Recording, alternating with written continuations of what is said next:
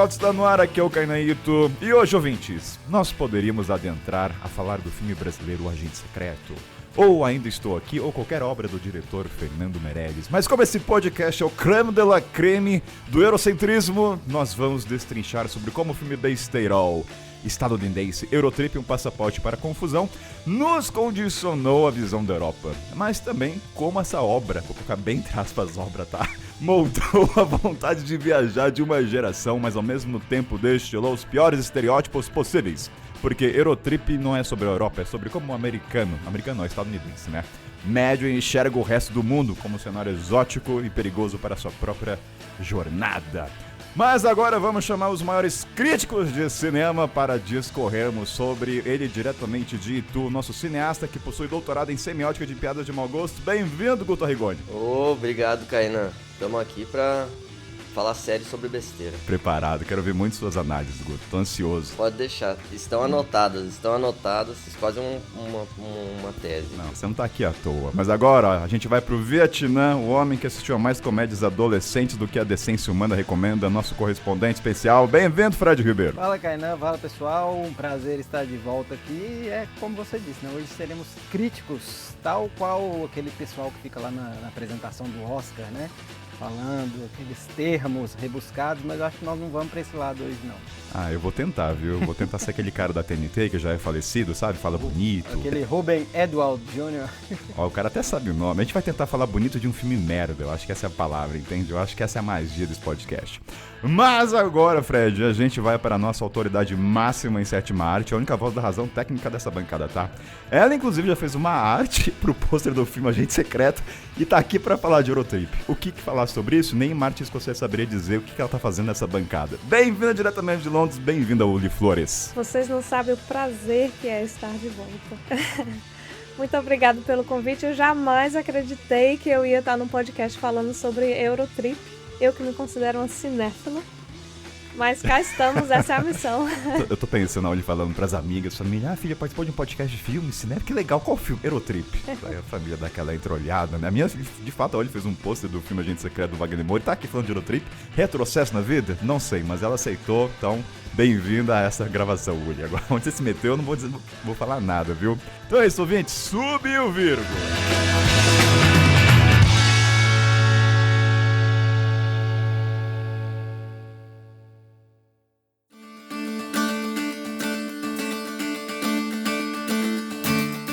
Ouvintes, antes de tudo, para este episódio fazer mais sentido e para você embarcar no que será falado entre nós da bancada, sugiro assistir ao filme antes. Assim você vai conseguir entender melhor nossas referências, reflexões, críticas e tudo o que será relacionado ao filme. E você que pretende viajar pela nossa linda região da América Latina, não deixe de usar a bela carteira digital que facilita seus pagamentos. Você viaja para os nossos vizinhos hermanos com a facilidade de pagar como se estivesse usando nossa tecnologia Pix. Basta transferir o dinheiro pelo aplicativo, pagar com QR Code, voilá! E voilá! Além disso, no app você encontra benefícios e ofertas. Então não deixe de conferir porque desconto todo mundo gosta, não é mesmo? Vai de belo e viaje com quem entende de latinidade. E falando em latinidade, vamos falar da Curtulo, marca mais que brasileira de vestuários e equipamentos outdoor, que já está com a gente há mais de 4 anos. É tempo em Curtulo. E a temporada de inverno está chegando e vem aí uma nova leva de novas cores e estilos. Então, se você, ouvinte, quer conferir o novo mostruário deles para este inverno, acesse o site da Curtulo e lembrando que lá você usando o nosso cupom VSP15 você ganha 15% de desconto. E tem produtos da Curtulo, inclusive, que vão ser sorteados no bingo da terceira edição do Arraial do Podcast, que será no dia 4 e 5 de julho. No momento desta gravação, restam apenas 3 vagas, então não deixe de participar de um dos melhores eventos da comunidade. Mais informações estão no site do podcast, viajantesempauta.com.br, lá na aba Eventos. E, falando dos eventos do podcast, teremos o tradicional encontro que acontece no final de novembro, que eu não lembro agora a data, mas está lá no site, que a gente fica numa casa durante 4 dias, com comida, churrasco, dinâmicas e o principal, muita conversa, não é mesmo? E quer falar também da casa? Ah, esqueci, gente, já vai ser assim mesmo. E também teremos a expedição pro Vale do Pati nos dias 7 e 11 de outubro. Tem o link do WhatsApp na bio, é só entrar lá e você pode falar diretamente comigo para tirar todas as dúvidas. E também no site tem todas as informações, roteiro, preços, valores e tudo mais. E antes de começar o programa, não deixe de apoiar o podcast e ajudar a dividir o peso da mochila. É só acessar o catarse.com.br/viajante sem pauta. E bom episódio!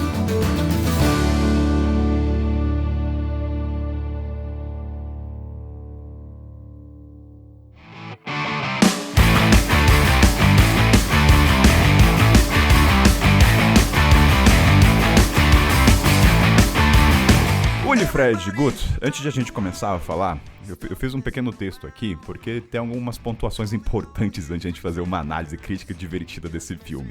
E aí eu quero trazer um aviso, né? A gente vai falar desse filme Eurotrip, que é o... A gente tá falando de um auge da época do American Pie, uma época que o cinema de comédia adolescente era pautado pelo choque, pelo absurdo, por humor que hoje a gente sabe que envelheceu como leite fora de geladeira em pleno verão europeu. Então tem muita coisa ali que é problemática, estereotipada, e também muito ofensivo. Eu acho importante a gente dar o contexto da época, tá? Então, se você tem 18 anos, não vou dizer pra você ver, não sei o que a bancada vai sugerir. Mas, ao mesmo tempo, a gente não pode negar o impacto que esse filme teve. Passou em sessão da tarde, ou acho que à noite, né? Até acho que é 18 mais, se não me engano.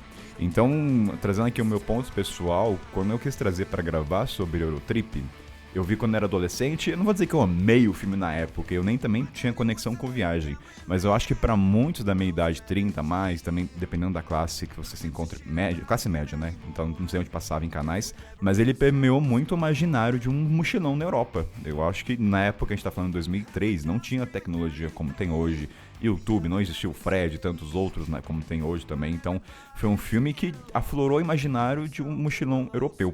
Só que o filme, eu acho que é um ponto que eu quero trazer, ele trouxe esse sentimento de viajar com os amigos, fazer loucuras e tudo que a gente vai trazer, mas ele teve um preço de uma forma inconsciente, né? Que é uma distorção da miopia cultural da Europa. Ele deu essa vontade de a gente ir, mas ele trouxe um olhar estereotipado absurdo. Então ele transformou... Tudo bem que isso é humor, a gente pode depois discorrer, mas ele transformou países inteiros em coisas caricatas.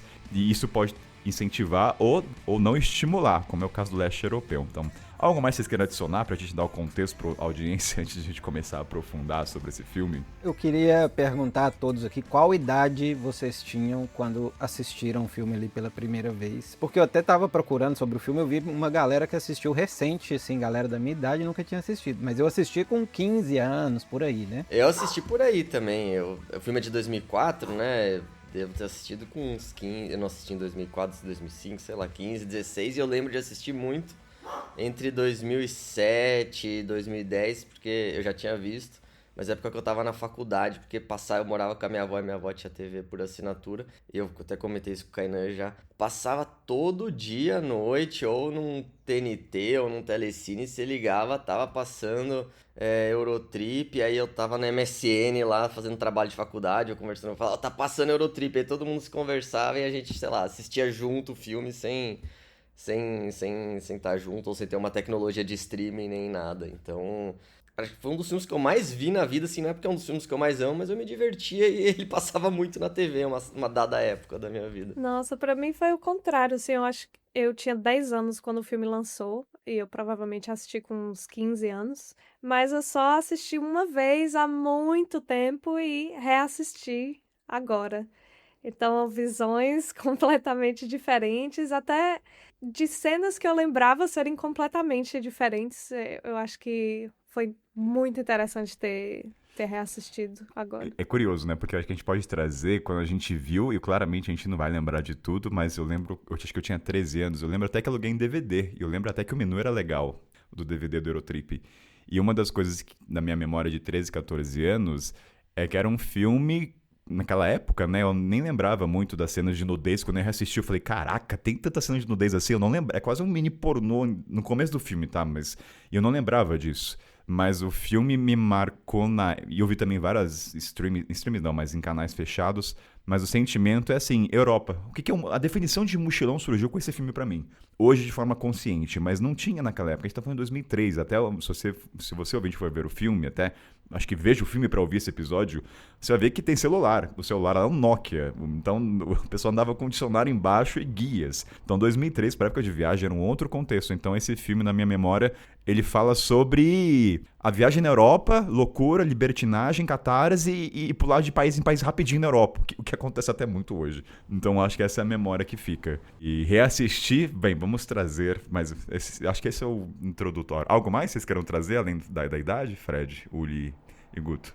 Eu acho que um ponto que você já falou, né? Mas ele é uma produção muito de um período muito específico, entre 2000 e 2010, mais ou menos, desse boom de besterol, né? Eu até tava vendo, o produtor é o mesmo daquele Road Trip, não sei se vocês já assistiram. Sempre tinha essas comédias adolescentes mais picantes, né?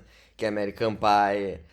American Pie é o grande. Mas acho que eu vi porque eu assistia muito filme e assistia de tudo, né? Então sempre passava na TV alguma hora esse tipo, ou alugava também, né? Adorava ir alugar filme, ritual que, pelo amor de Deus, um dos mais legais da história. E é isso, né? Ele é um produto dessa época aí, tem os pontos dele. Pra quem gosta de filme, assim mesmo, e gosta de entender o contexto, a DreamWorks foi o estúdio e eles quiseram investir bastante nesse filme depois do sucesso de American Pie. Mas tem muita gente que busca entender por que o filme não foi um sucesso tão grande quanto American Pie foi, porque na verdade deu prejuízo para o estúdio. American Pie arrecadou muito dinheiro e o Eurotrip não conseguiu se pagar. E depois os 3 atores principais não participaram de mais nada em Hollywood. Você tem ali a aparição do Matt Damon, né, que fez uma apariçãozinha bem rápida no filme. Depois tem uma das atrizes, acho que a atriz principal, ela foi a única que conseguiu despontar aí. Ela até, infelizmente, faleceu ano passado por conta de complicações com a diabetes.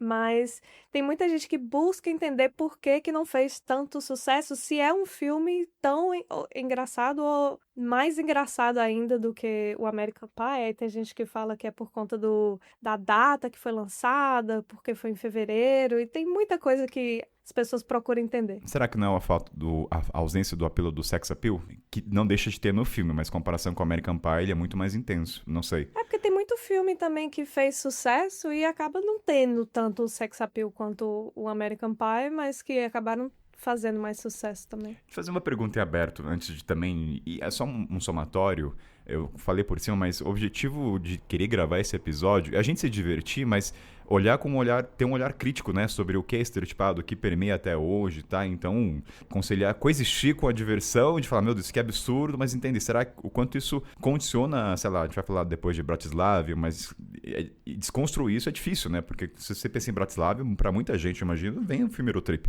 E a pergunta que eu quero trazer pra vocês, eu não sou cinéfilo, não sou entendedor, não fiz uma pesquisa do mercado desse filme, mas dada a proporção, ele virou uma coisa cult para, acho, talvez, geração 30 a mais. E vocês acham que esse filme ele ganhou uma proporção maior longe depois dos cinemas, em DVD e tudo mais, porque para a época não tinha tanto referências de filme de viagem com os amigos? Porque se parar a pensar, a gente não tem um Latina Trip, um África, uns amigos que vão... A gente tem a versão Comer, Rezar e Amar, que é uma mulher solteira e tudo.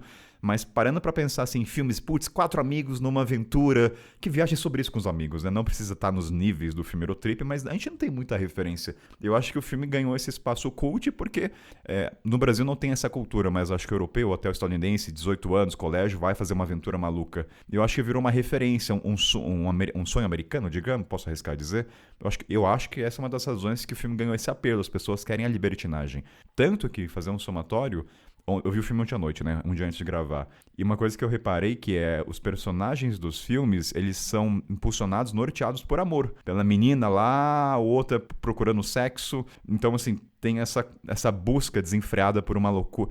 E isso até me faz questionar...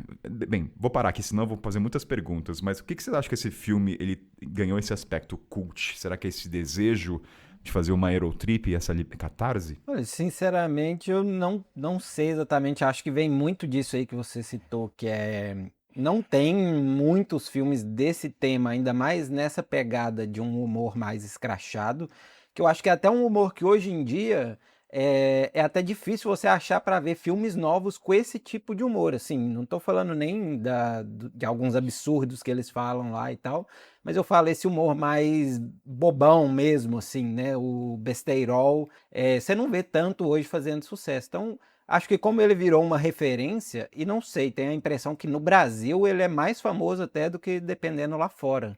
Parece que eu vejo muito falar dele assim, e não sei se ele é tão falado pelas pessoas dos outros países, né? Um chutômetro Eu aqui. concordo, e acho que esse ponto do Fred aí, acho que tem um pouco do que você falou, mas não só, né? Acho que não é só porque é um filme de viagem, acho que a temática seduz, mas o principal acho que é a distribuição dele, o quanto ele foi repetido, Kainan. E aí tem a nossa geração que tem um lugar de afeto com ele, quem viu uma vez ou viu várias, mas lembra, putz, ele ainda dá pra dar risada, né?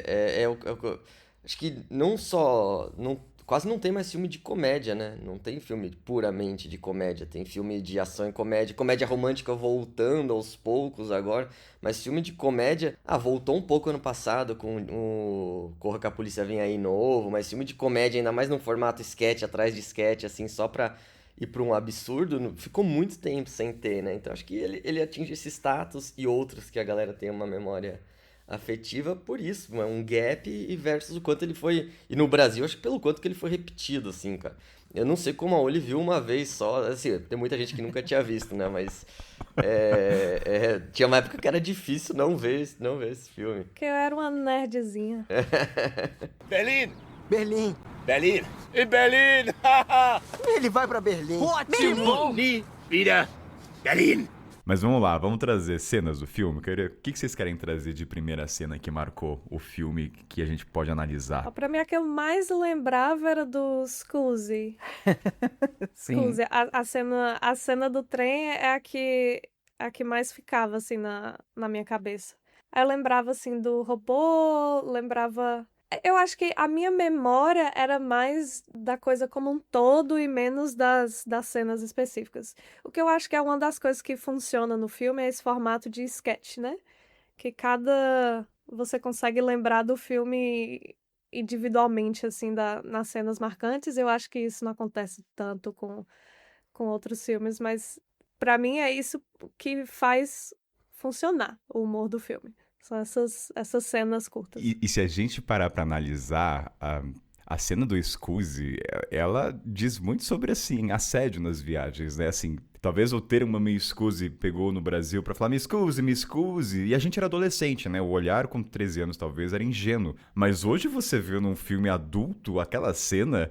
Assim, eu particularmente não rio da cena, mas eu tenho a memória de usar o me excuse quando era adolescente. Mas assim, a cena não é, tipo, pra uma mulher no trem, aquela cena é terror. Você passa no escuro, então assim...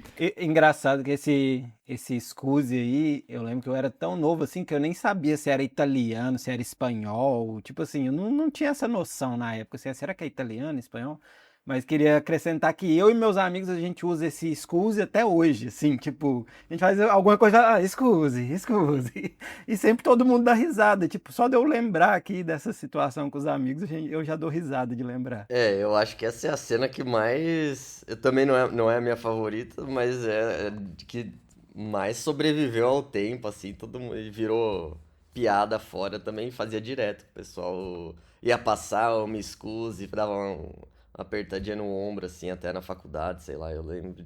A primeira vez que eu vi, eu lembro que eu ri muito, quando eu era bem mais novo, assim, até pelo. Você vai sendo impactado pelo absurdo, depois ela perde um pouco de força, mas a segunda vez que ela aparece, quando ele tá sonhando com ela, e aí tem o David Hasselhoff cantando em italiano ali, esse é o tipo de absurdo que eu adoro, assim, quando aparece, só o rostinho dele cantando aqui, eles ali, aí ele acorda e de novo é o cara, você fala, putz, é um gancho pra aquela cena, aí é mais inesperada, aí ontem eu dei risada, eu assisti ontem essa parte, eu dei risada de novo. Eu posso ir longe aqui? Me permite ir longe? Eu nunca peguei trem na Europa, e eu não sei, imagino quando você passa no túnel deve ficar escuro, a não ser que tenha uma lâmpada, mas acho que deve ficar escuro, não fica?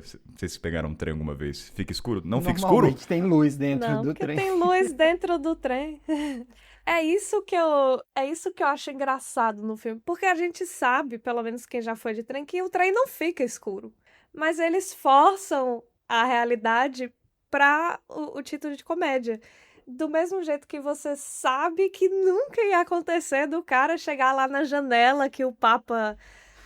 Se você for pro racional, por isso que eu acho tão engraçado, porque ele quebra tanto a realidade que você acredita que se acontecesse seria muito engraçado. Eu tava vendo, eu fui ver hoje, né, pra ficar bem fresco na memória, e aí nessa hora do cara entrar, esse cara aí do Me Excuse, aí me veio uma cena que realmente acontece, que é, às vezes, pegar alguns trens na Europa, dependendo do país, são essas cabines, e realmente ali, dependendo, você vai com uma família, a gente pegou ano passado, assim, não lembro se Turquia ou era na Hungria, Romênia, algum lugar ali, e eram algumas cabines, e aí, tipo, era 3 assentos daqui e 3 na frente. E aí você vai ali 2 horas, joelho a joelho com a pessoa da frente ali, você nunca nem viu e tal. Então, tipo assim, me veio essa lembrança também, que, putz, realmente tem alguns, assim, que você fica esse desconforto de estar ali com a pessoa, e você mal tem espaço pra ficar mexendo no celular, assim, porque tá a pessoa do seu lado e a pessoa na frente. Mas Então me veio essa lembrança. essa parte do trem, eu achava que ficava escuro de fato, tá? Quando eu vi ele, eu pensei, mas deve ficar escuro, né? Mas então você já tem uma luz, então.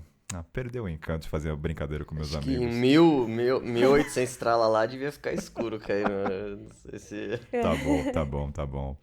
Outra coisa também que eu quero trazer, que é o absurdo, mas estava até comentando com o Guto, a gente estava vendo ontem à noite, que o filme 2003, e tem a cena dos hooligans, que pra quem não sabe, na época era uma problemática, né, de bater nas pessoas, tudo. Então, assim, o quanto também o filme, ele também escancara um medo nas pessoas de encontrar com esse grupo, né? Ainda mais se você pertence a sigla LGBT. Ele é nada LGBT friendly. Nada. Então tem esse ponto. Então é isso, 2003. Outros contextos também de pluralidade, de acolhimento. Então são 4 pessoas brancas, né? Os 2 únicos negros é numa loja de bolo, que é uma padaria que nem tem droga. Ou seja, é escancarar o estereótipo do jamaicano. Não que todo jamaicano, né? Mas ele carrega esse estereótipo. Então, assim, dá pra gente fazer muitas análises profundas, mas... Bem, eu não quero ir longe nesse começo, eu quero pra ficar leve, tá? Pra depois a gente proir, mas... Posso pular aqui? Pode, não tem ordem. Você já falou 2 vezes... Não, porque você falou sobre como, né, pode ter esse estereótipo, essa forçação, pode ter desestimulado, né, ou criado uma imagem negativa... Talvez no subconsciente, mas na parte consciente, pra mim, mesmo adolescente, é tão absurdo tudo, e fica claro que é tão absurdo, que eu nunca, pelo menos conscientemente, nunca me impactou. Era tão óbvio, Fábio, a Europa não é assim, cara. Fica num nível de absurdo que, pra mim, obviamente a Bratislava não é assim. Eu nunca achei fale que... por você, mas eu acho que condiciona. Não, obviamente... Eu acho também. Não, eu acho que assim, falando por mim, obviamente, e num nível consciente, talvez inconscientemente, acho que esse lance de, talvez toda essa coisa mais, os caras vão lá, é liberal, é não sei o quê, talvez isso fique mais anexado no inconsciente, mas eu nunca achei que impacto, nunca me fez construir uma visão de um país, cara, não sei... contraponto. Mas eu acho que essa construção, elas são inconscientes. Guto, beleza, você tem 30 e poucos anos, mas quando você tinha 20, se você pensasse leste europeu, sua referência ia ser o cara lá do Berlim. O cara que tá com uma faca na mulher falando lá em alemão. Pelo amor de Deus. Então, eu acho que não. Eu nunca... Mas, assim, eu não tô falando que... não sei. Não tô defendendo o filme. Eu sempre achei que era tão absurdo que pra mim não... Eu acho que não impactou. Eu nunca tive medo de hooligan, por exemplo. Eu acho que tem 2 coisas a serem analisadas. Primeiro, pra mim, o filme não é sobre a Europa. É sobre a visão do estadunidense sobre a Europa.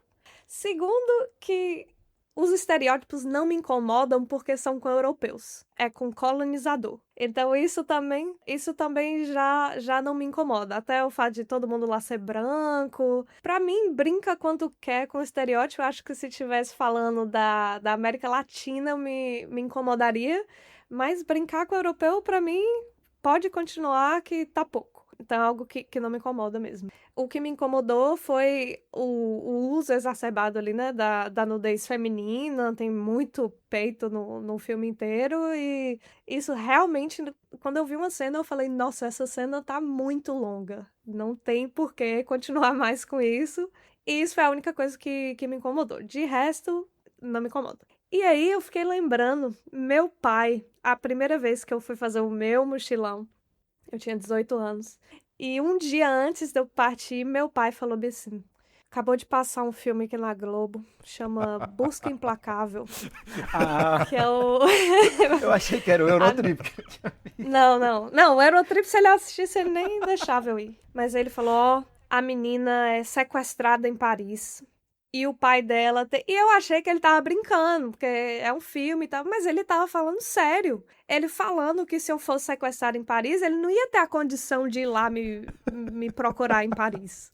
Então, eu acho que os filmes, talvez a gente que tenha mais entendimento ou que acaba assistindo muito o filme, acaba não levando isso a sério, mas tem muita gente que a mentalidade está sendo formada, a ideia daquele imaginário está sendo formada ali no filme. Então, acho que a gente não pode subestimar o poder que os filmes trazem de realmente criar uma realidade ali para as pessoas. Inclusive, voltando aí, que o ano passado a gente passou ali por Hungria, aliás, Sofia fica na Bulgária. né? Bulgária e Romênia, a gente passou rapidinho lá, e como a gente produz conteúdo, a gente recebe muito comentário. Então, existe muito comentário de preconceito desses lugares, entendeu? Até disso, de nossa, eu não sabia que era assim, achava que era mais pobre. Então, eu acho que, querendo ou não, um filme desse, assim, que mostra isso, vai ter sempre muita gente que vai achar que é daquela forma.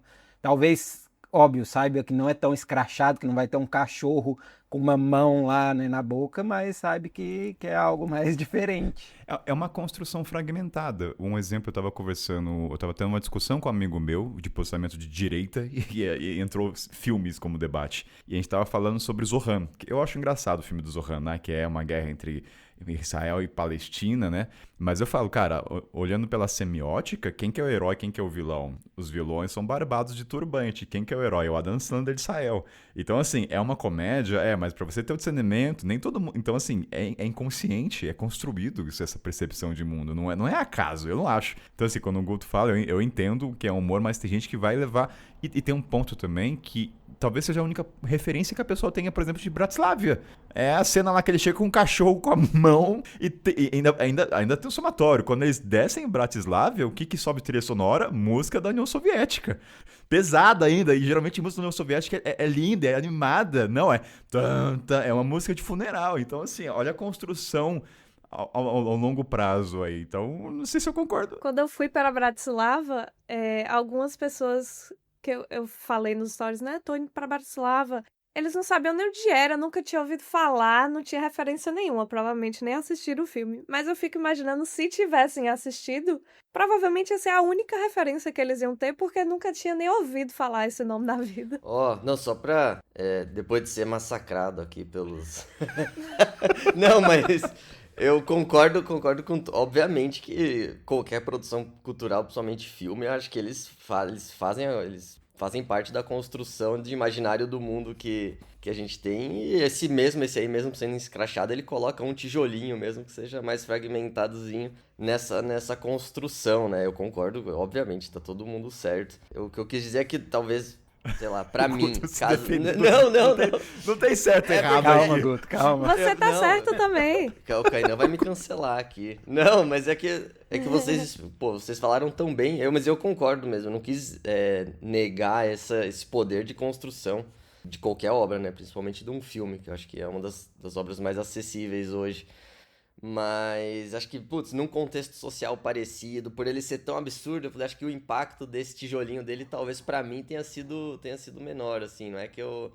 Mas óbvio, ainda mais pra quem não tem nenhum contexto de Europa, qualquer coisa é referência, né? Então, sei lá, acho que foi esse... E é isso, não é que você tá errado. Essa foi a sua percepção e foi a minha também.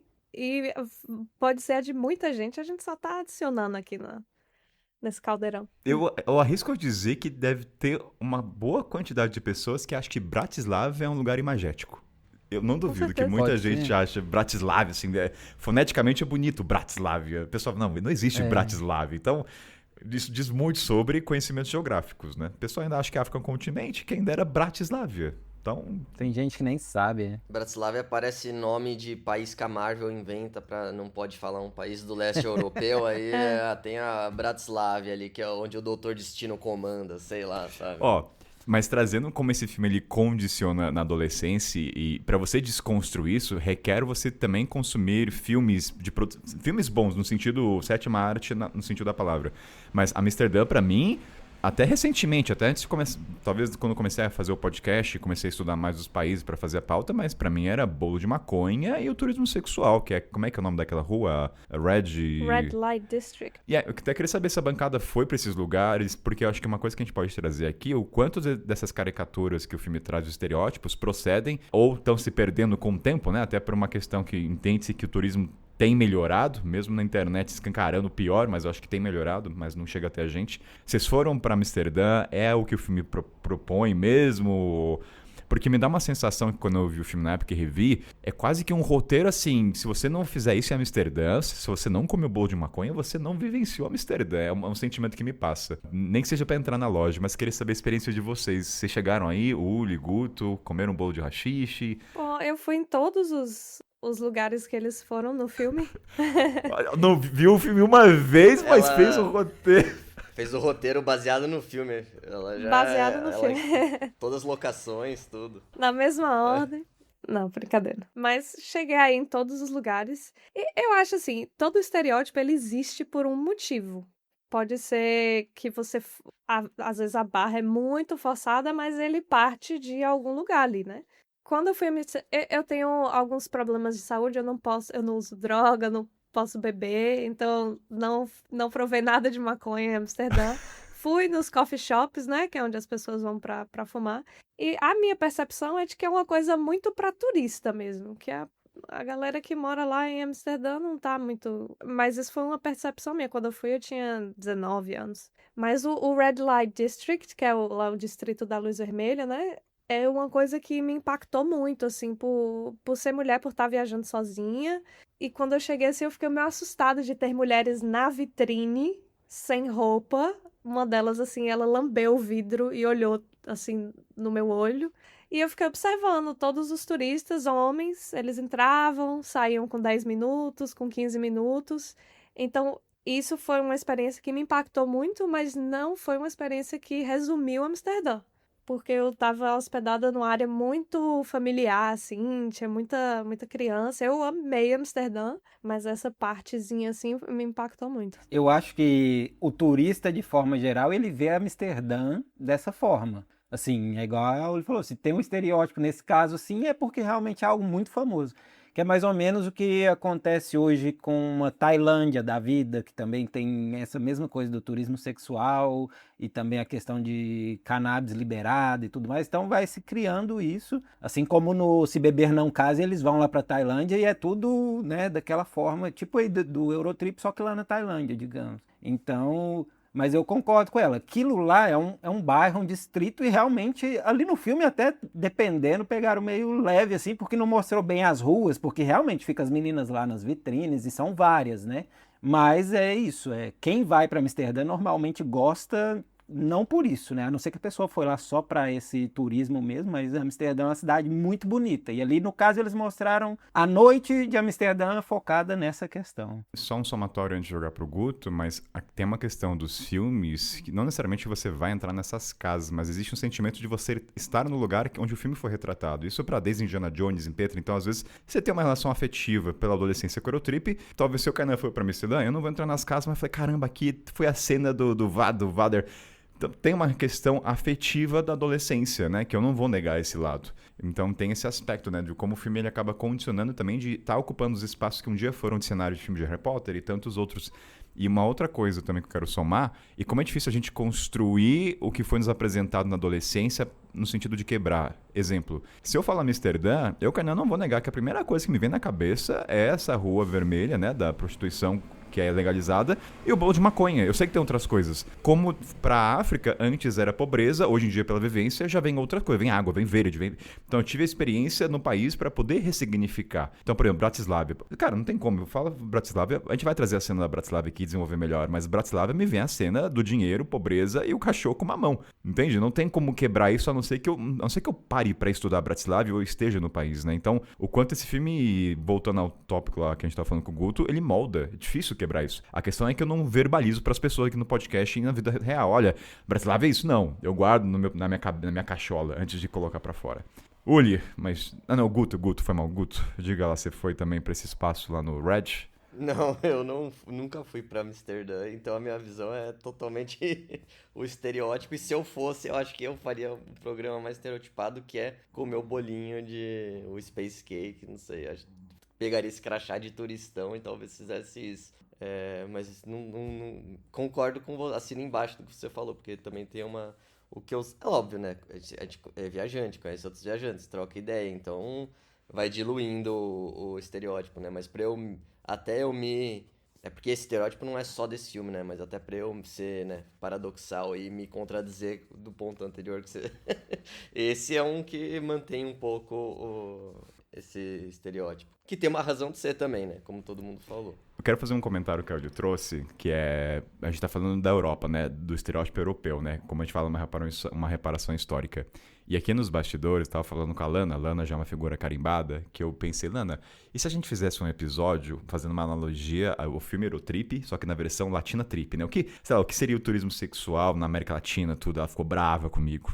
E eu entendi depois. Não, eu entendi, porque eu fiquei pensando assim, e se fizesse essa versão do continente africano? Ia me machucar muito.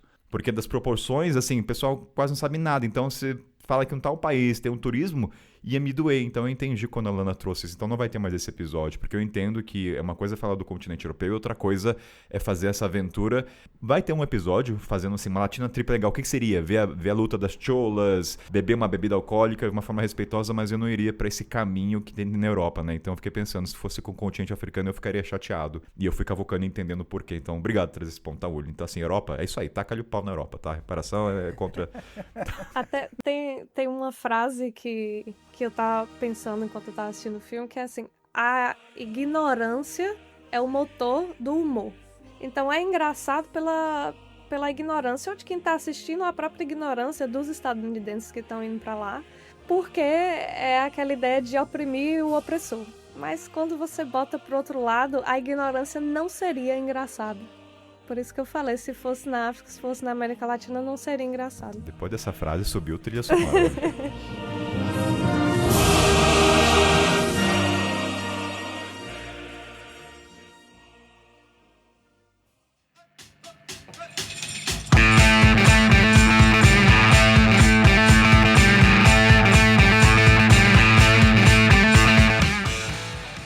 Sabe uma coisa que me incomodou? E é um paralelo entre dois filmes. Porque o filme é absurdo, é comédia, né? E parte desse absurdo muito parte da graça que a gente já falou. Mas aí tem algumas coisas que, mesmo sendo um filme de comédia, sem nenhum compromisso com a realidade ou com informações verídicas. Mas quando eu falo, putz, não teve um mínimo, não é possível ter sido... É muito coisa de estadunidense, né? Não fazer o mínimo de pesquisa. Os caras colocam o bar do Manchester United em Londres ali, cara. Nossa, eu pensei isso na hora. Me irritou muito. Aí quando acontece aqui, acho que é o filme do Mr. Magoo. Não sei se vocês lembram o filme do Mr. Magoo. Não, peraí, Guto, eu não entendi, você tem que explicar. Eu não sou de futebol. Qual é o absurdo? Dá um paralelo com o Brasil pra entender assim, o absurdo. Vai. É que o Manchester United é de Manchester, não de Londres. É um time, eles colocaram a sede de uma torcida organizada. A sede, tudo bem, poderia ter é como se colocasse a torcida organizada do Flamengo em São Paulo, entendeu? Tá. Dá essa analogia pro ouvinte entender, beleza. É que assim, pegaram um time famoso da época e... Londres, mas não é. Eu falei, mas assim, o Google já existia na época lá, mesmo em 2003, era um Google pra... Pô, pega um time de Londres mesmo, pega o Arsenal, sei lá. E eu lembro quando saiu, não sei se vocês lembram disso, eu acho que era o filme do Mr. Magoo, até com o Steve Martin, saiu no final dos anos 90, começo dos anos 2000. E aí eles estão... Aqueles sempre tem erro, os caras estão na Colômbia... Ou estão na Amazônia e do nada mostram as cataratas do Iguaçu, sabe? Um negócio que você fala, porra, puta erro. E aí eu fico bravo, mas o cara botar o pessoal do Manchester United em Londres, eu não fico bravo, eu fico assim, incomodado de que não deu uma pesquisadinha, por mais que seja um filme de comédia, mas eu fico muito mais bravo quando é com a gente aqui, né? Se fosse no caso o Brasil, mas se fosse qualquer outro país da América do Sul, mas sei lá, esse é o tipo de detalhe que eu falo, pô, era só uma coisinha a mais ali pra... Né? Muda o time só. mas tem muita coisa que é engraçado, porque quando você já foi no lugar, você tem certeza que eles estão gravando numa tela verde, né? Porque eles colocam o monumento mais famoso atrás do personagem pra mostrar ele está em Londres. E aí mostra eles olhando uma coisa assim na frente deles e você sabe que na frente é um prédio, que não tem nada. Mas eu achava isso engraçado, do mesmo jeito que, pra quem não assistiu, ele precisa procurar o prédio de uma menina em Berlim. E ele só tem uma foto dela em frente ao prédio. E aí, de repente, ele tá em Berlim e ele fala, aqui o prédio que tá na foto dela. Tipo, como se ele jogasse GeoGuessr e ele fosse muito bom. Já soubesse. Agora, vamos ver se ela é boa. Você sabe onde foi gravado o filme? O filme não foi gravado nem em Amsterdã, não foi gravado em Londres, não foi gravado na Bratislava, não foi gravado em lugar nenhum. Todas as cenas praticamente foram gravadas na República Tcheca, lá em Praga, se não me engano. Então, tipo, igual ela falou, a cena que aparece a Torre Eiffel lá no fundo, na verdade era um prédio. Aí fizeram um CGI lá e colocaram a Torre Eiffel. Um bom entendeu? CGI pra época, viu? Um bom Eu CGI. achei assim, também. bom, Por isso que foi caro e por isso que não deu lucro o filme. não se pagou. Mas a gente tá falando, tem uma coisa verídica nesse filme. Quando eu vi a cena, eu falei, olha, tem uma informação séria através de todo esse absurdo, que é a cena do Papa da Fumaça. Foi a única cena que eu falei, olha, tem uma informação séria aqui, a fumaça branca. Até o nerd lá fala, olha, mas demora 15 dias, tem um conclave e tudo. E fala, olha, gente, é uma informação fidedigna da questão de como é eleito um Papa. Então, pormenores têm as suas veracidades. Não, isso aí é verdade. Eu nunca esqueci qual que é a fumaça que indica o Papa por causa do filme também. Olha aí, ó, tem coisa que a gente aprende. Berlim! Berlim.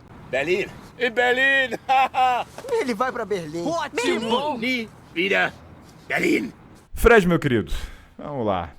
Entre as cenas favoritas, você que é um cara muito eurocentrado no seu conteúdo de viagem, não negue esse seu lado, mas você foi muito pra Berlim. Me diga aí a cena que você mais gosta e vamos desenvolver ela, a percepção, tudo. Diga, já pegou carona pra Berlim, Fred? Pior que não. Pior que eu nunca fui pra Berlim. Só fui em Munique, lá na Alemanha. Mas essa Foi pra parar mim... na Bratislava, né? É. Eu tentei ir. Mas essa pra mim é a disparada, a melhor cena do filme. Eu acho que é assim... até pelo absurdo que o cara fala, eu nem lembrava. Que o cara fala assim, né? Tipo, esfaqueei uma mulher lá em Berlim, nunca mais volto. Sei lá, com um cavalo, que eu fiz lá com o cavalo. Acho que ele trepou com um cavalo, eu acho, engraçado. alguma coisa. Foi. E é engraçado também, porque aí eu tinha muito tempo que eu não vi o filme assim, né? Eu fui rever e eu fiquei reparando isso de o turista que acha que sabe falar um pouco da língua local, e aí, na verdade, você não tá falando nada com nada e acha que tá entendendo o que o cara tá falando e não dá certo.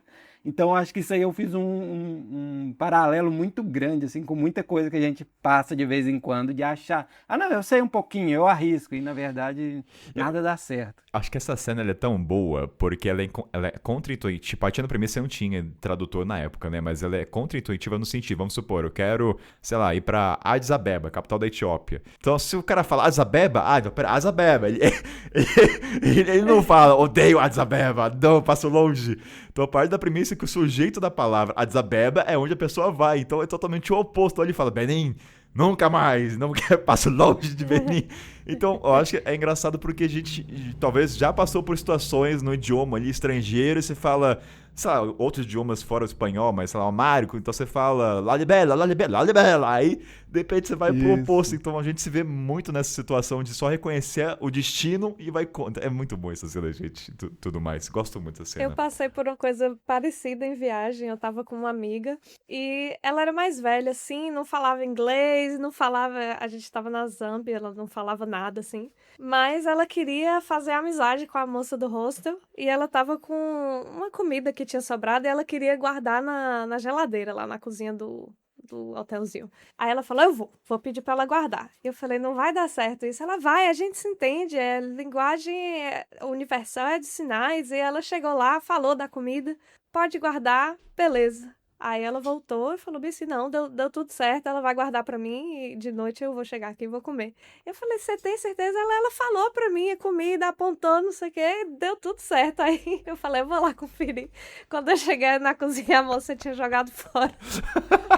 Meu Deus do A céu. moça falou bem assim, eu achei que ela tava perguntando se era reciclado, se não era, se podia jogar aqui, eu joguei no lixo. Só a moça lá, comida? Não pode pôr comida. É muito isso, é a cena do Berlim, só que em outro contexto, é isso. Exatamente. Cara, é muito... Ai, gente, é bom demais. E aí, quer falar, Guto? Manda lá, vai. Não, eu não lembrava. Eu acho que eu lembrava do filme de tanto que eu assisti muitas coisas. A do Berlim eu não lembrava vividamente, mas ontem eu tava assistindo e eu tava trabalhando ao mesmo tempo, bem nessa hora. Só que aí eu tava só. O motorista falando, ele Berlim, aí ele vai. E eu não tava olhando pra tela, então eu não tava entendendo o que ele tava falando. Mas aí eu comecei a lembrar exatamente, eu comecei a rir, porque é uma piada muito boa, né? Que vai crescendo no absurdo, não é só eu não vou pra Berlim, eu não vou lá porque eu fiz isso, fiz aquilo, eu nunca ainda... Aí ele dá uma acelerada, bebe um negócio assim, sai do... Fala, mano, eu já tive... Ele chega a falar, eu jogo esse caminhão do penhasco, mas eu não vou pra A crescente que vai a piada é muito boa, e eu sem olhar pra tela, sem entender, eu fui rindo assim, trabalhando, que eu tava mexendo no computador. Eu já tive uma situação parecida dessas de desentender, que eu fui pra França adolescente não, né, mas, sei lá, jovem adulto, não falava nada de francês, hoje eu falo nada ainda, mas aí eu queria só ir ao banheiro e aí eu fui falando, pesquisando, era uma estação de trem, eu acho, e aí foi naquela de e-mail falando, rindo, aí um homem lá, um senhor, ficou rindo comigo. Sabe quando você ri, a pessoa ri também? Você fala, pô, tô acertando, aqui é o banheiro, né? Não tem o desenho, mas aqui é o banheiro. Fui entrando, não sei o que, o cara me segurou, tipo, não, pode entrar aí, não. Eu falei, pô, mas não é o banheiro? Aí eu não sei até hoje o que era lá, eu ia entrar, não ia. Depois eu tive que achar o banheiro na raça, mas acontece isso mesmo. Sabe o que me faz ficar triste? Não com o filme, mas essas coisas vão se perdendo com os aplicativos, né? Por exemplo, na China, hoje em dia, claro que tem seus prós e cons, mas algumas coisas acabam se perdendo no quesito viagem desses erros, né? Cara, você não vai cometer um erro de você ir para um outro destino, hoje em dia com tanta tecnologia IA traduzindo. Então, acho que tem um saudosismo nesse Berlim e ainda focado na cena, o que ela, como você falou, vai escalando, tem a questão do estereótipo dele, de um cara de Bratislávia, o sotaque dele é muito engraçado, então, cara, tudo isso vai somando. É bom demais, gente, essa cena acho que tá entre as top 3, assim, que eu realmente ria. Não, a gente acha que a gente não vive essas situações mais, mas a gente vive, eu vivi isso hoje de manhã, porque eu tô indo pra China hoje. Ó. E lá... acho que poucas pessoas falam inglês, daí eu precisava ligar pro hotel, mandei mensagem, eles não responderam, precisei ligar. E eu ligava e ninguém falava inglês, e aí eu tentando falar, eu saí da ligação sem saber se ela confirmou o que eu queria saber ou se ela disse não. Então eu ainda tô indo sem saber. Na China, aconteceu isso, eu e a Marina, a gente pegou um ônibus pro lugar... A gente não foi totalmente errado, mas era um parque nacional muito grande, a gente precisava pra uma entrada. A gente pegou pra outra, e a hora que a gente subiu no ônibus, que na verdade era uma minivan, não tinha ideia pra onde eu tava indo. Falei, Marina, vamos aqui, vamos pra onde vai dar. Porque foi essa situação, a gente tentou falar e não sabia, a gente não tava a gente tinha tradutor, mas o baixado só, e mesmo com o tradutor ninguém entendeu, a gente tava sem internet. Rola ainda mesmo. É pior, eu tava na China mês passado e aconteceu isso com a gente. A gente pegou um trem, era pra uma cidade chamada Pingxiang, e existia duas porra da cidade de Pingxiang, uma aqui e outra lá. Tipo assim, a gente pegou um trem e hora que normalmente na China nunca deu problema nenhum, a gente já viajou muito lá. E aí, cara, do nada passa umas 3 horas assim que nós estamos nesse trem e eu acho que nós estamos indo pro lado errado. A hora que eu olho o GPS, nós estávamos indo lá pro outro lado. A gente teve que comprar outro trem, voltar mais, sei lá, 5, 6 horas pelo caminho contrário. E lá você não pode descer em qualquer estação. Você tem que descer na estação que você pagou o destino final, porque senão eles nem deixam você sair da estação. Mas era a Enfim, mesma nomenclatura ou tinha um S? Eu acho que talvez tinha alguma coisinha ali. Um pontinho em cima do diagrama. Sei lá, Mas era exatamente Pingxiang. Aí a gente queria porque a gente vinha aqui pro Vietnã, que era a cidade próxima aqui da fronteira, e nós acabamos indo lá pro meio da China de trem. E aí, sorte que hoje em dia tem GPS, que senão eu tava lá até agora, lá com o motorista lá. Pingxiang! Jamais!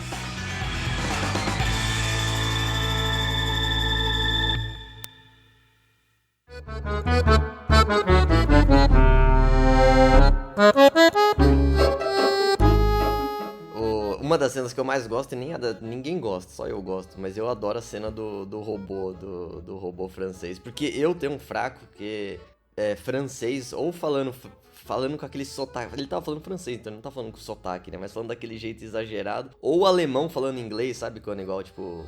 Duro de Matar, o Hans Gruber falando inglês com aquele... Eu acho muito engraçado, é tipo cara... Qualquer europeu falando inglês, principalmente francês e alemão, com aquele sotaquinho bem de filme de comédia, eu dou risada, não sei porquê, só disso. E aí aquele... Não é em filme, não, na vida real. Eu dou muita risada. Eu tenho alguns fracos de humor. Outra é, por exemplo, alguém imitando o Michael Jackson, ou piada com o Michael Jackson. Qualquer que eu escuto, eu já dou risada, assim. Mas fugir do tema. Mas o robô falando daquele jeito exagerado e... Pode fugir, Gu, tá ótimo. E sei lá, o discursinho bravo que ele fala que ele é o único robô lá, eu cascava o bico e eu trabalhava com...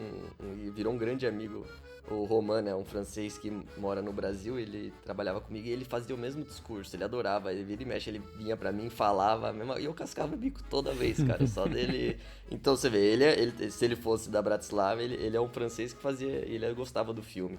E toda vez ele fazia o discursinho do robô pra mim, e toda vez eu dou risada. Ai, Guto. Inclusive, nessa parte aí de sotaque, não sei o que, o cara lá, a hora que eles chegam lá na Bratislava, na Bratislava, eles encontram um cara que tá lá, sei lá, saindo de casa, e o cara fala, América, I love Miami Vice. Daí ele fala, tipo, Vice, né, com um sotaque assim, e depois ele encontra eles de novo e ele fala, que eu vi em inglês, né, e ele, where's the beef? Tipo assim, falando as únicas coisas dos Estados Unidos que ele sabia na vida, e com o sotaque, então essa parte é muito boa. Tem uma cena também engraçada desse cara, quando eles descem, né, em Bratislava, ele fala assim, ainda bem que vocês vieram no verão, é mais caloroso aqui, né, vocês não viam. Ai, gente, eu amo essa... É depressivo no inverno. É depressivo no inverno. Tem uma cena que eu achei engraçada, que é uma cena pós-crédito. Pós-crédito, né? Durante os créditos, que aparece alguns erros de gravação e tal. Mas eu achei tão real que eu achei engraçado. Ela é muito curtinha, que é a dona de um hostel, ela falando assim: se você quiser um quarto com banheiro, não tem. E também não tem banheiro no hostel, e não tem banheiro perto daqui também não. E no quinto andar não tem elevador, se você quiser subir. E não tem escada também, não tem... E aí eu fui lembrando das minhas experiências com hostel e às vezes é isso aí mesmo. Cara, eu pulei essa parte. Quando tá nos créditos finais, então. Não peguei. Tá. Aí ela é famosa, não é? Porque aparece algumas caras meio famosas, assim. A mulher do... Eu não sei, ela fiquei com impressão, mas essa eu não pesquisei. Eu posso estar viajando, mas... eu falei com você ontem, né? A mulher do Vander Sex lá, da hora da Holanda, É da Xena Guerreira, a Xena, cara. a Lucy Lawless, Cara, quando o Guto falou, minha cabeça... Porque assim, a gente acha que é da só. mesma época, né? Hércules e Xena, Princesa Guerreira, né? Então... Mas eu não tinha me tocado. O Hooligan é o Vinnie Jones também, que ele não é, mas ele é ator famoso. Esse é famoso, E ele era jogador de futebol, inclusive, né? Bem carniceiro. Exato. Vocês têm outro nível de entendimento, gente. Aqui é filme. Vocês estão indo pra um caminho que eu não sei nem como seguir aqui a conversa. Mas o que a Oli trouxe é uma coisa que o filme não traz. Hostel, né? Durante a viagem, em nenhum momento eles ficam em hostel. Aliás, em nenhum momento o filme mostra onde eles dormem, né? Eu vi essa questão que ela falou aí, eu fui pesquisar, isso é uma cena até que foi deletada, era pra estar no filme e eles colocaram só no crédito final, né? E aí era sobre hostel, mas realmente eles não abordaram, assim, é até algo que faz mais presença na vida do mochileiro, ainda mais quem vai pra Europa, ainda mais hoje em dia, hostel é muito caro, naquela época ainda era mais acessível mesmo, né? Então acho que faltou isso aí, ter alguma confusão de hostel, alguma festa de hostel, sei lá, né? A galera saindo pra beber junto. Eu fiquei até lembrando com saudade do meu primeiro mochilão, porque eu fui para Bratislava por €1. Eu fui de Viena, peguei um ônibus até a Bratislava Nossa. por Aí, €1. Isso foi em 2000. O filme é real, Tem algum gente. embasamento, ó. Era $1,80. Só que hoje, se você for procurar esse €1, você não vai achar. Hoje, como tá muito mais fácil, eu acho também, as coisas estão mais acessíveis, tá mais fácil viajar, tá mais fácil ter informação, e o fato de que tudo aumentou de preço também. Então não é... Eu acho que o filme faz um papel de romantizar um pouco esse mochilão pela Europa, mas eu acho que na época era um pouco assim mesmo. Inclusive, só uma última coisa aí dessa questão de preço e Bratislava e tal, Eslováquia, quando eu fui pra lá, acho que era 2018, tinha alguns lugares lá que tinha pint de cerveja por €1. Então, assim, ainda era possível. Hoje em dia, não sei quanto que deve estar, né? Porque já tem aí, sei lá, 8 anos, 9 anos, sei lá. Mas ainda tinha. Então, e na época eu morava na Irlanda e uma pint era, sei lá, 4,50, €5. Então, pra mim, como era a primeira vez que tava indo pra Eslováquia, assim, eu falei, caraca, é igual o filme mesmo, que, tipo, é muito barato comparado ao resto da Europa. Olha, se tem a piada, né, a caricatura do dinheiro, e isso a gente tá falando de 2003, eu até queria, se tiver algum ouvinte que foi pra lá em 2000, pra Bratislava, devia ser muito barato. Não que você vai ficar no hotel 5 estrelas, obviamente, né? Isso é o escancaro do humor, mas devia, que nem a Argentina quando tava em crise. Então você imagina Bratislava realmente... Quando que surgiu o euro? Em 2000? 2000 que unificou a União Europeia? Acho que 2000 que surgiu o euro, não foi? Posso estar enganado. Fiquei curioso agora, se algum ouvinte aí foi pra Bratislava durante 2000, me fala como era, entendeu? Um euro. O euro surgiu em 99. É quase, tá, 99. Diga, Guto. Não, por ser uma... Devia ter algum câmbio maluco, mas até por ser uma representação leste europeu que, em parte, principalmente os Balcãs, né, anos 90 estavam em guerra, né? Por isso que acho que também tem uma versão meio destruída ali, ele é uma amálgama de várias coisas. Devia ter uma situação financeira comparada a outros países de conversão meio assim, meio maluca mesmo. Não, obviamente, não igual o filme, Mas né? te fazer uma pergunta em aberto pra vocês. Vocês diriam que, pra quem não tem nossa idade, não tem a questão nostálgica, é um filme que vale a pena ver? Sem esse olhar crítico, você acha que vale a pena? Uma pessoa que tá ouvindo a gente com 18 anos, vocês recomendariam assistir ou não? Eu, como uma pessoa que sou, assim, apaixonada por filme, é até meio besta falar isso, mas eu me considero uma cinéfila, assim, mesmo. Eu amo o cinema, tudo que tem por trás. Eu não faria assim, assista esse filme porque é um filme incrível. Eu acho que assista esse filme se você quiser entender o contexto da época e dar risada. Se você se abrir para o que era o contexto e com o conhecimento que você tem hoje. Eu assino embaixo. Primeiro porque eu também gosto muito de filme e eu acho que é um filme que, pô, eu falei, tem várias coisas que você revisita e você fala, esse não dá, talvez não seja nem mais engraçado nem pra gente, né? Eu ainda achei engraçado, né, da dei risada, mas eu tenho um humor pautado somente naquela época, né? Não tô nem falando das coisas, tô falando do absurdo, principalmente do absurdo com muita quebra de expectativa. Talvez uma pessoa não ache tão engraçado, mas eu ainda acho que vale. Eu acho que ele tem um ritmo bom, bem montado, é bonitinho, tem 1h30, não vai perder muito tempo, tem vários pontos a favor. Assim, eu acho que ele mantém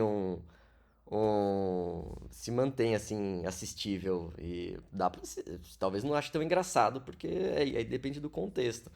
E claro, vai perceber tudo que tinha de errado naquela época também, né? Mas é isso. A gente que cresceu com a banheira do Gugu, pra gente não é nada. Até teve uma pesquisa, né, que a geração Z se incomoda com cenas de sexo em filmes, porque acham desnecessárias e tal. Então tem que ir com a mente aberta, entendendo o contexto. Fred, quer trazer alguma coisa? Não, acho que eles falaram muito bem aí. Eu indicaria pra assistir também, sabendo do contexto da época. E se você tiver a fim de ver filme assim, né? Porque Exato. não é, nossa, tô procurando um filme aqui pra eu ver sobre a Europa. Pô, é um filme com esse tipo de contexto idiota, nonsense. Sabe uma coisa do filme que eu acho legal, que a gente falou aqui breve antes de começar a gravar? As transições de efeitos do motion é muito bom do filme. Isso acho que assim, você pega ali a mesa que eles colocam, né, o que representa cada país, macarronada. Aí quando vem Bratislava é um cinzeiro cheio de secar. É um cinzeiro. É um cinzeiro e um ponto de interrogação. E o que eu mais gosto do filme, e isso até perdurou depois de ter visto, cara, a trilha sonora. É muito boa. É uma trilha, boa. assim, aquele sentimento de uma viagem. Eu acho que eu acho que isso é indiscutível. A trilha sonora acho que até eu fui ver algumas críticas antes de gravar e todo mundo elogia as transições. A dinâmica do filme, né? Ela não é devagar. Talvez o comecinho só ali, antes de começar a viagem. Mas depois disso é um ritmo que eu acho que é muito bom. 90 minutos, né, Kainan? Bem redondinho, não tem mais filme de 90 minutos, quase. E também não é um ritmo também tão picotado igual é qualquer coisa de streaming hoje. Acho que só de ser um filme de comédia também, eu tenho tanta saudade de filme de comédia que dá pra assistir ainda, que tem isso, cara. Tem uma geração que quase não sabe que é um filme de comédia, se não assiste coisa antiga, obviamente, né? Se ficar só nos lançamentos contemporâneos, quase não sabe que é um filme de comédia mesmo. Acho que tem uns paralelos que dá pra fazer, assim, também com o Instagram, com o que a gente vê hoje de viagem, de como as coisas no Instagram têm muito mais filtro e são muito mais planejadinhas pra estar ali. E quando você assiste o filme, parece essa coisa mais livre, sem corte, sem filtro. Então, talvez traga um olhar mais refrescante. Claro que tem gente que, se você assistir o YouTube, que eu sou uma consumidora muito, como todo millennial, eu acho, do YouTube. Tá aí nosso amigo Fred para confirmar aí, que aí você já consegue com vídeos mais longos e a coisa mais sem filtro, mas quem assiste conteúdo de viagem ali no Instagram, que é rapidinho ali, eu acho que o filme traz um olhar mais refrescante e sem corte mesmo. E eu faço uma somatória nisso que você traz, Uli Guto, que, pensando agora aqui com vocês, tem as críticas, né, que a gente já trouxe aqui no programa, mas eu acho que uma coisa que o filme traz conectada com viagem é a ausência de tecnologia para a época que tinha. Eu acho que dá um gostinho, um pouco de... O mochilão, tanto na Europa ou África, qualquer continente, é sobre isso, né? Vai ter história de amor, você vai ser furtado, ele teve que vender a câmera, você vai se enfiar numa cilada. Então, eu acho que para mim, acho que a cereja do filme é sobre isso, né? Você querer vivenciar aquelas experiências. Eu acho que esse é, para mim, a cereja do bolo, mesmo com todas as caricaturas dos filmes. Tipo, eu gostaria de pegar uma carona e, de repente, puta, eu fui para outro lugar. Te vira. O que a gente pode fazer? E tá com amigos. Eu A acho que... experiência acima do conteúdo. Exato. E principalmente com amigos, que é uma coisa difícil hoje em dia. Tipo, quando foi a última vez que você viajou com 3 amigos? Ou mesmo com um amigo? É muito raro. Então acho que esse filme, ele desperta esse sentimento de buscar novamente viajar com seus amigos. Não tinha que criar conteúdo, isso não é uma crítica a ninguém, mas no sentido, vai viajar e volta e depois você conta. Eu acho que talvez essa ausência... Eu fiquei prestando atenção nisso, né? O único celular que tem no filme é do cara lá, que é um Nokia antigo. Especial ainda. É especial, então... Putz, que vontade de não ter tanta tecnologia, né? Então tem... Aí, é uma coisa que eu pensei aqui agora, que é até um ponto para quem é mais novo querer assistir esse filme, é ter essa visão também. Como era viajar, tendo que ter um mapa na sua mão, tendo que ter um atlas, um negócio ali que você vai pesquisar, aquela coisa, igual aquele episódio do Viajante Sem Pauta, do pessoal que viajava nos anos 70. Então era tipo assim, era tudo muito planejado e ali no meio você ia ter que se virar, cara. Tirando ali um hotel ou outro, o ônibus você vai descobrir lá na hora, você tem que ligar, você tem que ir. Então acho que para quem é mais novo, a gente ainda pegou, né? A gente tem 30 anos aqui, 30 a mais, a gente pegou essa transição do analógico pro digital e hoje em dia pro super digital, né? Tudo você tem na sua mão. Então acho que é interessante para quem não viveu isso. Só não vai achando que você vai perder seu passaporte e vai continuar viajando normal. Berlim! Berlim. Berlim! In Berlin! Ele vai pra Berlim. Ótimo! Nie wieder Berlin! Eu acho até pra quem tem, sei lá, 18 menos vai assistir, vai não entender o que é o guia deles lá, né? Óbvio que vai entender, mas pô, os caras viajam com um guia. Quanto tempo você não abre o Fred falou, um mapa ou um guia pra olhar, comprar um guia de um país antes, olhar na enciclopédia, sei lá. Isso traz um sentimento, uma nostalgia boa também, de tipo, pô, tem que ir lá ver. Não dá pra saber isso, não tá no guia, só vai, descobre, meu irmão, se vira aí, cara. A primeira viagem que eu fiz foi sem celular. O meu primeiro mochilão foi sem celular, tanto que eu não consegui avisar meu pai que eu já tinha chegado. Meu pai criou um Facebook para poder falar comigo, porque no hotel tinha um computador, né? Aí eu consegui entrar no computador. Aí ele não sabia como usava o Facebook e botou lá para todo mundo ver, ele me escrachando, falando que eu era irresponsável, que não tinha dado notícia, que estava viajando para Europa, que ele não sabia nem que país eu tava. E aí meus amigos começaram a comentar: "É isso mesmo, tio, fala mesmo com ela." Isso era viajar sem celular. Acho que até no filme tem essas cenas, né? Que o personagem pergunta, seus pais sabem onde você tá? Tipo, daí corta a cena pros pais. Onde é que tá nosso filho? Foi sair com um amigo. Uhum. Então, assim, tem seu lado. E tem uma outra coisa também do filme, parando fazer um contraponto com os tempos atuais, que eu acho que tem se perdido, eu falo por mim também, que é, a gente tem cada vez mais controle da viagem, cada vez menos chance de coisas darem erradas. Eu acho que a viagem é muito sobre isso, da imprevisibilidade. E o filme é totalmente imprevisibilidade a todo momento. Então, eu acho que eu acho que no fundo a gente quer buscar o sentimento maluco, não naquelas proporções, mas a gente quer não ter controle. Só que hoje em dia, com tanta conexão em celular, é difícil você não ter, já faz parte já. Então, para você perder o controle, tem que existir muito esforço, você tem que ir para um país que, nossa, tem que estar nos confins do mundo. E mesmo assim você vai ter um certo controle ainda. Então, acho que o filme é esse sentimento, né? Eu vi uma matéria esses dias, inclusive, que falava sobre isso, que era assim, as pessoas hoje elas já sabem o restaurante que ela vai e qual prato ela vai pedir. Ela já sabe assim, o influencer tal pediu esse peixe aqui lá naquele restaurante, então eu vou lá e vou pedir esse. Então, é claro que isso aí te facilita a vida em muitas coisas, mas ao mesmo tempo perde toda essa questão aí da descoberta. O ineditismo está se perdendo, né? Que eu acho que é um sentimento importante nas viagens. Se a gente parar pra pensar, qual foi a última vez que, sei lá... eu acho que é por isso que é tanta cena do Berlim pega na gente, pelo menos. Eu acho que, porque, no fundo, a gente gostaria de cair, obviamente, com toda a segurança. Se você é uma mulher, tá, vamos colocar isso em contexto. Mas eu gostaria de cair, sei lá, numa Guiana francesa. Sei lá, eu vou pra Guiana e, de repente, sei lá, eu quero... Não, mas você vê o poder... Ó que obra. Você começou falando que... A obra entre aspas e ó as lições. Eu diria que... Eu diria que tá lá com o grande outro filme de viagem com amigos, que é Senhor dos Anéis. Aí é lá. 2 obras pau a pau. Pô, Senhor dos Anéis é um filme de viagem também. Dá até pra fazer um episódio aqui, cara. Faz sentido. Tá, mas quem é que vai carregar o anel? Tem esse ponto, né? Geralmente é o cara que carrega o passaporte dos amigos. Tem sempre alguém que carrega esses documentos. Até tava pensando aqui sobre isso, né? O filme também retrata essas coisas de sempre tem a pessoa que vai ficar mais preocupada, a pessoa que tá indo só por causa de, no caso deles ali, mulher.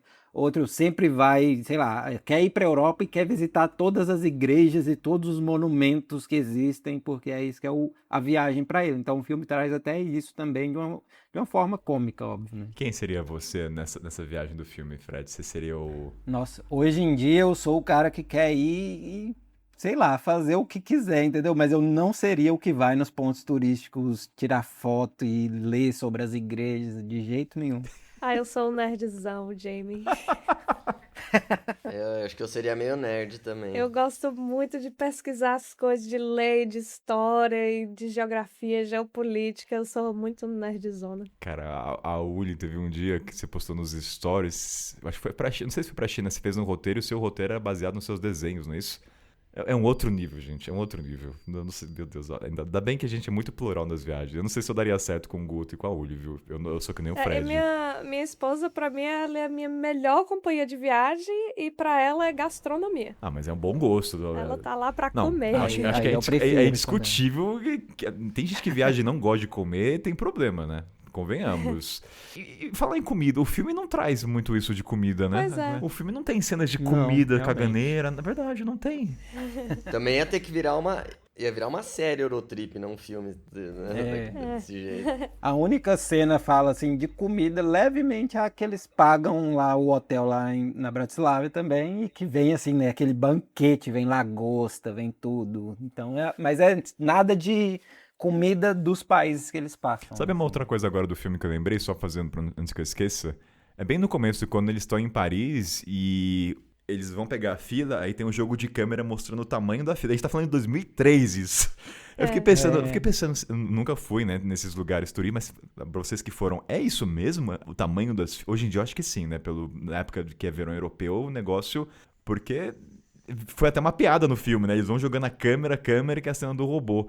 Procede essa informação estereotipada, Uli? Eu já peguei 2 horas de fila pra subir a Torre Eiffel. Que isso, gente? Nossa senhora. Não tem fura-fila? O capitalismo não chegou na Torre Eiffel do fura-fila ainda? Tinha, mas eu não tinha dinheiro pra isso, não. No Louvre eu fui bem cedinho, mas quando eu já tava dentro do museu, que eu olhei a fila do lado de fora, eu falei, nossa, eu não acredito nisso, não. Na casa de Anne Frank em Amsterdã eu não fui, porque a fila tava pra mais de 2 horas e meia. Eu fico puto, só desabafar aqui um momento. Cara, me deixa com ódio o fura-fila de Disney, qualquer coisa. Isso me deixa... é o retrocesso do ser humano, de escancarar a desigualdade de você pagar mais pra cortar a fila. Cara... Enfim, desculpa, olha só desabafo. Eu fiz uma reparação histórica aí pra você, então. O quê? Porque na Europa, às vezes que eu viajei pra Europa, ou é que minha mãe viajava lá a trabalho e eu ia junto meio jovem, ficava, ela fazia exposição, aí eu montava a feira pra ela e ficava viajando pelas cidades, ou às vezes ia pra outro país, voltava assim, sozinho, mas eu nunca fui durante, né, uma viagem maior com a Marina, a gente foi pra Ásia só, né. Então uma vez eu tava com ela no museu dessas de não entender, e não era o Louvre, mas eu não lembro qual que era. E tinha uma fila, a gente tinha deixado coisa no guarda-coisa, assim, né? Um dia cheio, acho que era meio temporada. E a gente já tava indo embora, a gente já tava dentro. E uma fila gigante, juro pra você. Gigante. Saía num corredor, ia pro outro, né? E minha mãe, a gente foi conversando, sabe quando você vai conversando lá da fila? E pensa, o que esse pessoal tá fazendo aqui? Que fila é essa? Deve ser pra alguma ala aí, não sei o quê. E fomos, sabe, com aquela confiança. E minha mãe é muito certinha também, então foi muito sem querer. A gente foi falando, chegamos lá. Parei no balcão, dei a minha ficha, peguei minhas coisas. Quando eu olhei, todo mundo muito puto com a gente. Era a fila do guarda-coisa, cara. E aí eu falei, nunca imaginei que ia ter fila no guarda-coisa. A gente foi com tanta confiança que ninguém teve coragem de parar a gente ali. E eu meti um fura-fila não capitalista ali, cara. Foi um fura-fila reparação histórica. Eu nunca imaginei que ia ter uma fila gigante no museu pra isso, cara. E todo mundo ficou bravo, falaram coisas em francês depois que eu não lembro, mas eu falei, valeu, desculpa, tchau, tchau. Minha mãe quase querendo morrer ali, porque ela é muito certinha mesmo, mas eu já tinha pegado nossas coisas e fiz. Cara, mas eu acho que eu cometeria a mesma gafe. Eu nunca vi uma fila pra guarda-volume. Não, nunca, e fui pensando ainda, falei, nossa, que esses tontos estão numa fila aqui, vai fazer outra coisa. Tanto coisa legal no museu, vai ficar numa fila, deve valer muito a pena. Quando eu cheguei lá, era a fila que eu precisava estar, né, mas beleza.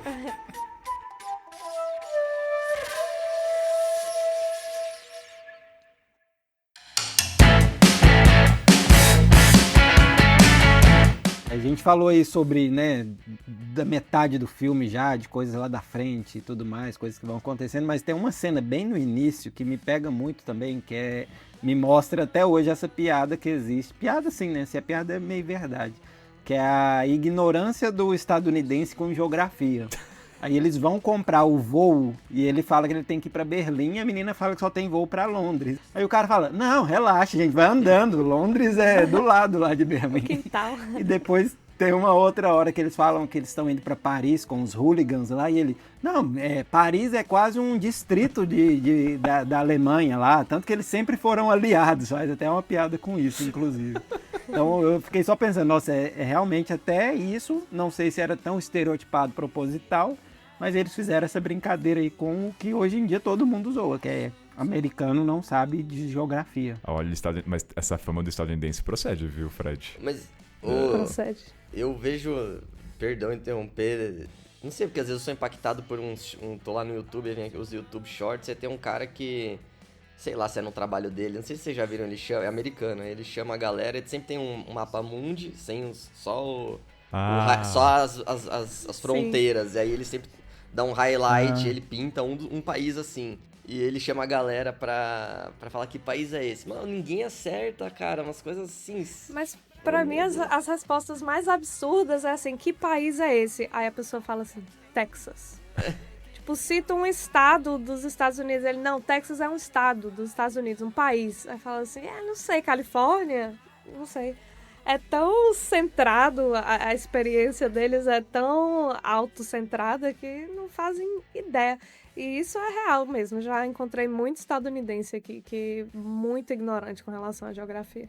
E o Guto falou desses vídeos, quando aparece no Shorts pra mim, é um guilty pleasure pra mim. Que na tradução seria... Qual seria a tradução do guilty pleasure?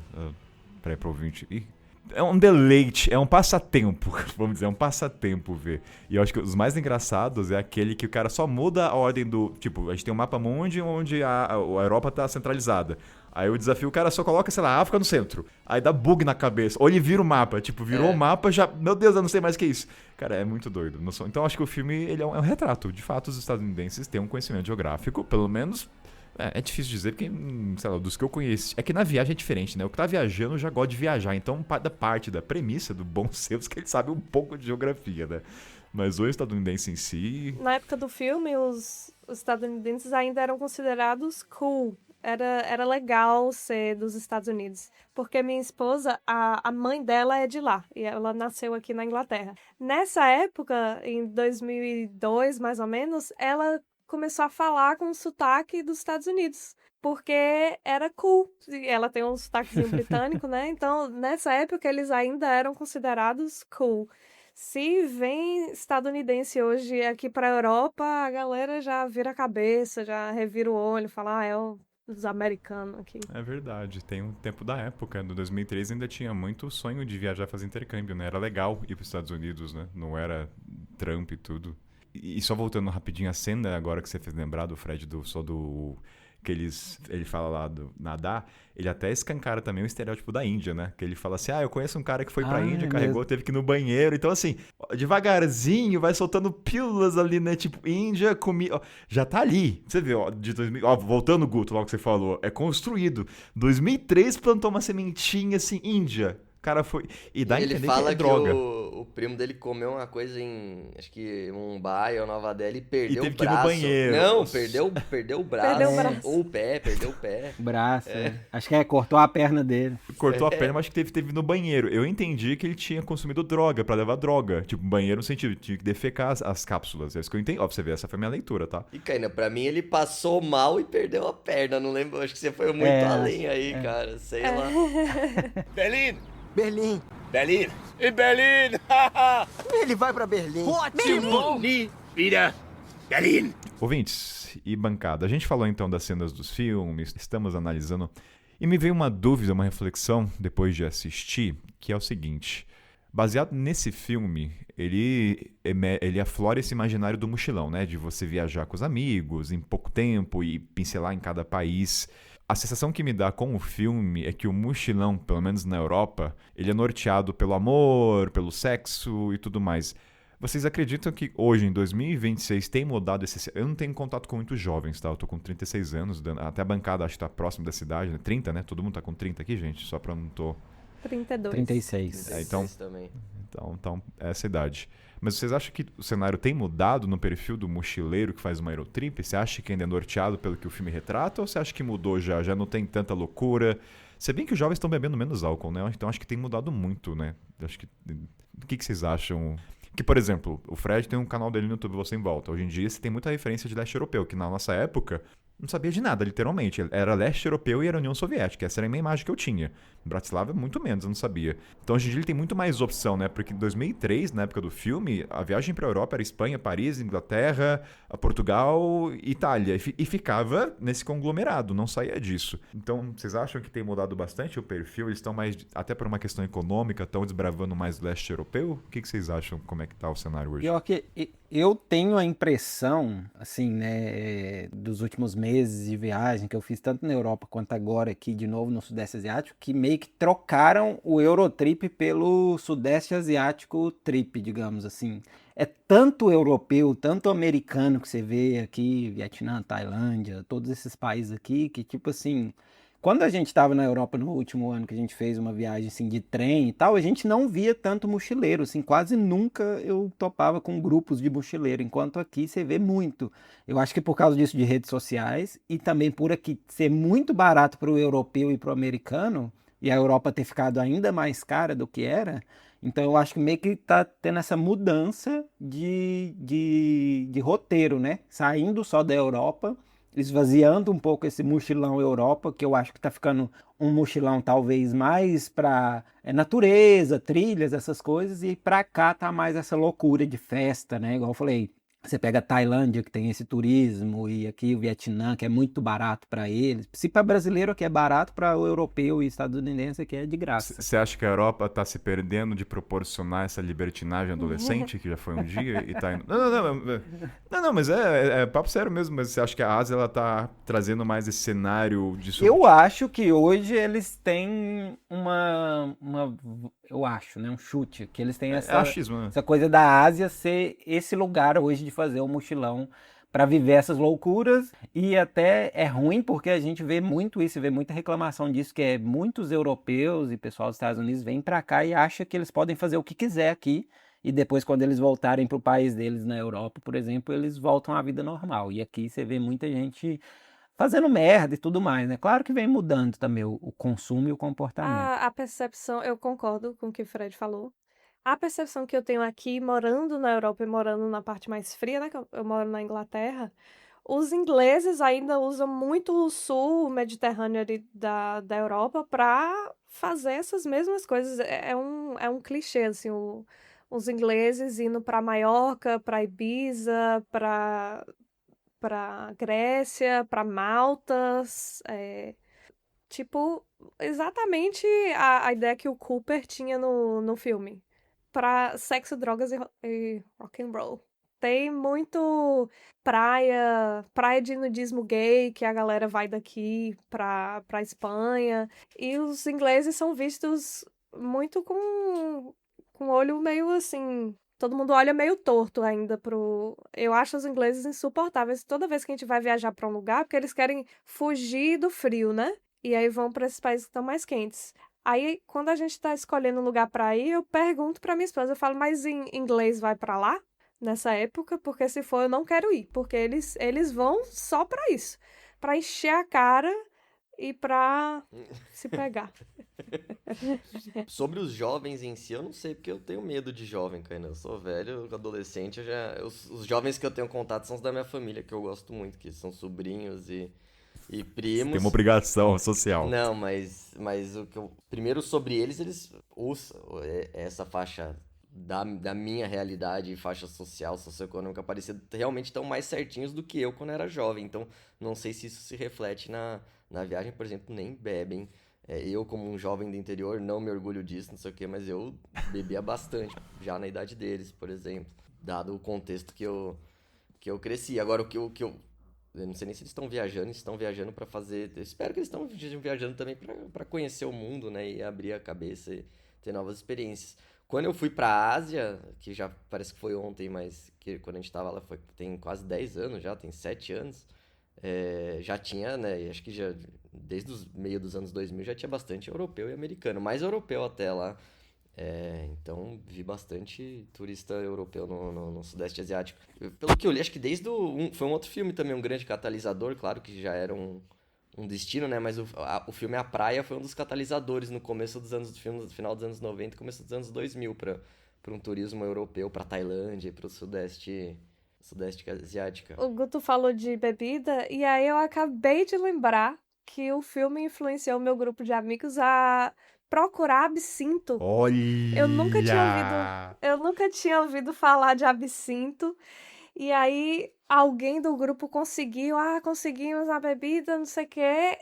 E a galera passou muito mal porque começou a beber igual bebe cerveja.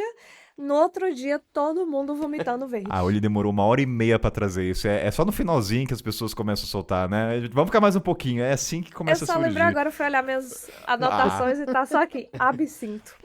E absinto é o quê? É 90%, gente? É muito pesado, Depende do absinto. Hoje por em dia é aí. difícil achar uns com 90, mas em teoria original era por aí. Ou importado. No Brasil você compra uns que vem com 50, 60. O absinto sempre ficou no meu imaginário porque eu tenho um irmão muito... Meus irmãos são bem mais velhos. Meu irmão é 12 anos mais velho. E ele também todo artista, Van Gogh bebia, não sei o quê, o jeito certo de beber. Então, nossa, absinto. Aí eu lembro quando a gente meio adolescente, já quase, né, mais adulto, e o filme também, né, tem a parte do absinto, você fala, pô, vamos ver a Fada Verde, viajar. Aí eu lembro que eu tomava absinto, cara, e aquele gosto de anis, e aí todo mundo, pô, absinto animal, né, e o negócio ruim pra caramba, eu achava, né, pelo menos, mó ruim, todo mundo, muito bom, só passava mal mesmo, eu não vi nenhuma fada, só viu o monstro. Beijou algum irmão? Não.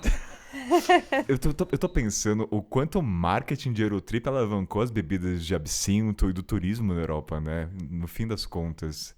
É muito surreal o impacto desse filme. Eu acho que absinto foi definitivamente por causa do filme que eu conheci essa bebida. É o filme, eu também. Fadinha acho que Verde, quem não lembra? Tipo assim, e eu demorei, né, que eu era adolescente, então acho que foi na época de faculdade, eu e alguns amigos, a gente conseguiu comprar absinto, e é igual o Guto falou, tipo assim, eu acho horrível, é puro álcool e um gosto ruim, fora isso, que o pessoal bebia era passar mal na certa, velho, porque é muito forte aquilo lá. Um Olha a influência, as amigas da Oli compraram por causa do filme, olha isso, entendeu? Tipo... Entende o impacto, gente? loucura. Gosto ou Ô, não, mas eu não... Deixa eu voltar. Foi um ponto importante, como ele falou, de... Pô, hoje em dia, não duvido que um filme... Assim, obviamente que o filme extrapola, né? E não tinha... Não quero aqui entrar no papo limites do humor, pelo amor de Deus, né? Mas antes... Pô, duvido que um filme hoje ia ter a coragem de colocar a piada só para os irmãos se beijando, só porque eles estavam muito loucos e ser uma piada. Eu acho que em alguns momentos tem... Na verdade, tem The White Lotus. É verdade. Mas aí é mesmo. Aí é HBO, né? O negócio mais... Mas eu verdade. concordo com você, tinha muita coisa que eu tava assistindo, eu falei, hoje em dia não ia funcionar, ou não iam ter coragem. Qual, assim, vocês lembram de algumas Não, cenas que... Não tem nada sagrado. Os caras se pegando no confessionário ali, né? Não tem nada sagrado, vamos zoar aqui mesmo. Eu fiquei pensando isso também, tipo assim, se fosse hoje, será que eles fariam? Ou eles pegariam ainda pesado com outras coisas, né? Que na época talvez não era tanto assunto. Mas a cena que eles fazem sexo no confessionário, assim, pelo menos não é engraçado. Tipo assim, não é uma coisa... Não é. Não é. Mas a hora... Não é engraçado, mas... Sei lá, a hora que a velha tá lá... A velha, perdão, Rita. Perdão. Que a senhora tá lá se confessando e aí do nada... Até ela tá lá falando. Uma bunda. Ela falando e a justaposição deles fazendo, você fala, beleza, não é tão engraçado. Mas da hora que vem a bunda e ela leva um susto, eu Essa parte é boa. Eu dei risada, cara. Eu fiquei lembrando de uma coisa, quando eles estão na praia de nudismo e tá cheio de homem correndo e os pingolim balançando lá. E aí eu fiquei pensando, nossa, isso na verdade é uma coisa que talvez choca um pouco eu, que vim do interior da Bahia, não sei o quê, mas isso rola até hoje no meio de Londres. Se eu te falar que existe como se fosse uma bicicletada aqui, que uma vez por ano todo mundo pedala nu. E aí você tá na rua e tá vendo um monte de peru pra fora. E é muito cultural aqui. Então a maneira como o europeu vê essa cena é muito diferente de nós latinos aqui, então. Com certeza. E eu acho que o europeu, no geral, tem uma relação com... Eu tenho muito menos experiência de Europa que vocês, então me corrijam, mas meu cunhado é europeu, eu vejo esse amigo francês, eles têm uma relação com nudez bem menos tabu do que talvez o latino, com base muito cristã também, né? Eu vejo pelas viagens, eu fui, sei lá, pra Grécia, aí a gente tava numa parte da viagem minha sogra foi, a gente fez uma viagem com ela, tava com a minha esposa, e aí passava por umas praias, mas era uma excursão zona pra facilitar pra ela, assim, né? Não era uma coisa muito... Não foi muito mochilão. E aí ia descer na praia, aí a galera se trocava assim, agora eu vou descer pra praia, nadei, eu vou voltar pro barco, mas minha roupa de barco, a gente ali com toalha se secando, os caras peladão, põe a roupa seca e é isso, vida que segue. A gente fica sempre meio, caramba, aí ali, ó, partes íntimas, tem um alerta, assim, sabe? Você fica meio... Nossa, eu passei por isso quando eu fui naqueles termas lá da Hungria, que tem aquela piscina imensa que é de água quente. E aí, a hora de ir no vestiário, é vestiário imenso e a galera toda lá, ó, tá nem aí. Pingolão todo pra mundo fora. se trocando ali. A Larissa falou que das meninas era a mesma coisa também. Mulheres todas lá juntas e é isso. No fim das contas é uma obra, né? Olha quanta reflexão a gente tá extraindo desse episódio. E agora, uma observação só que eu tinha lido, visto uma matéria, né? O Uli confirmou dessa bicicletada. É uma indignação minha, tá? Não tem nada a ver com o filme, tô atrapalhando pra caramba. Essa bicicletada pelado aí. Pô, eu já acho desconfortável andar de bicicleta de roupa, cara. Imagina pelado, banquinho de bicicleta, é um inferno, cara. Uma galera com bicicleta dessas que você aluga, dessas nossa, de rua. Qualquer um ali. Como é que eu vou sentar nessa bicicleta de novo? E eu me peguei desprevenida, que eu tava só andando na rua, quando eu olhei pro lado eu falei, o que tá acontecendo? Eu nunca vi tanto pinto junto na minha vida. Eu acho que já tinha uns 10 anos que eu não tinha visto um pinto. Quem dirá tantos juntos? Vindo de bicicleta ainda. Não, todos, era muita gente. Pedalando. E a maioria, homem, né? Eu acho que isso... Que o negócio do filme até mostra, né? Que aquela praia de nudismo só tava cheia de homem. Essa bicicletada, a maioria era homem. Quando tinha uma mulher, era só a parte de cima. Elas não tiravam a parte de baixo. Mas os homens... E ainda era assim, quando parava no semáforo, eles meio que descem assim da bicicleta, ficam assim, meio que em pé... Pra mostrar mesmo o pinto deles. E assim, eu imagino que deve ser tudo pintudo, porque um cara pau pequeno, não vai Kainan, querer. eu tô falando de salsichinha, de um batonzinho ali. Ah, Kainan, os caras estão muito evoluídos, cara. Ou não. Era sei inverno lá. ou era verão? Não, era verão. Não, se alguém me falou, tem um rolê legal ali, vamos andar de bike pelado por Londres. Eu falo, mano, me dá 3 garrafas de absinto aí, pelo amor de Deus, que isso? Prefiro do que... Impossível.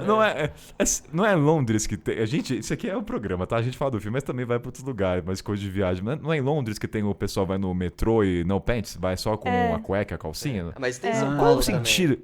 Mas qual é o. Desculpa, assim, não que qualquer movimento tem que ter um sentido, mas qual é o sentido disso? Qual é. Eles são infelizes, não tem alegria nesse país, porque só chove, faz frio e eles precisam. Eu tô falando isso porque eu moro aqui, tá? Eu adoro aqui. Eu adoro, eu amo morar aqui. Eu adoro.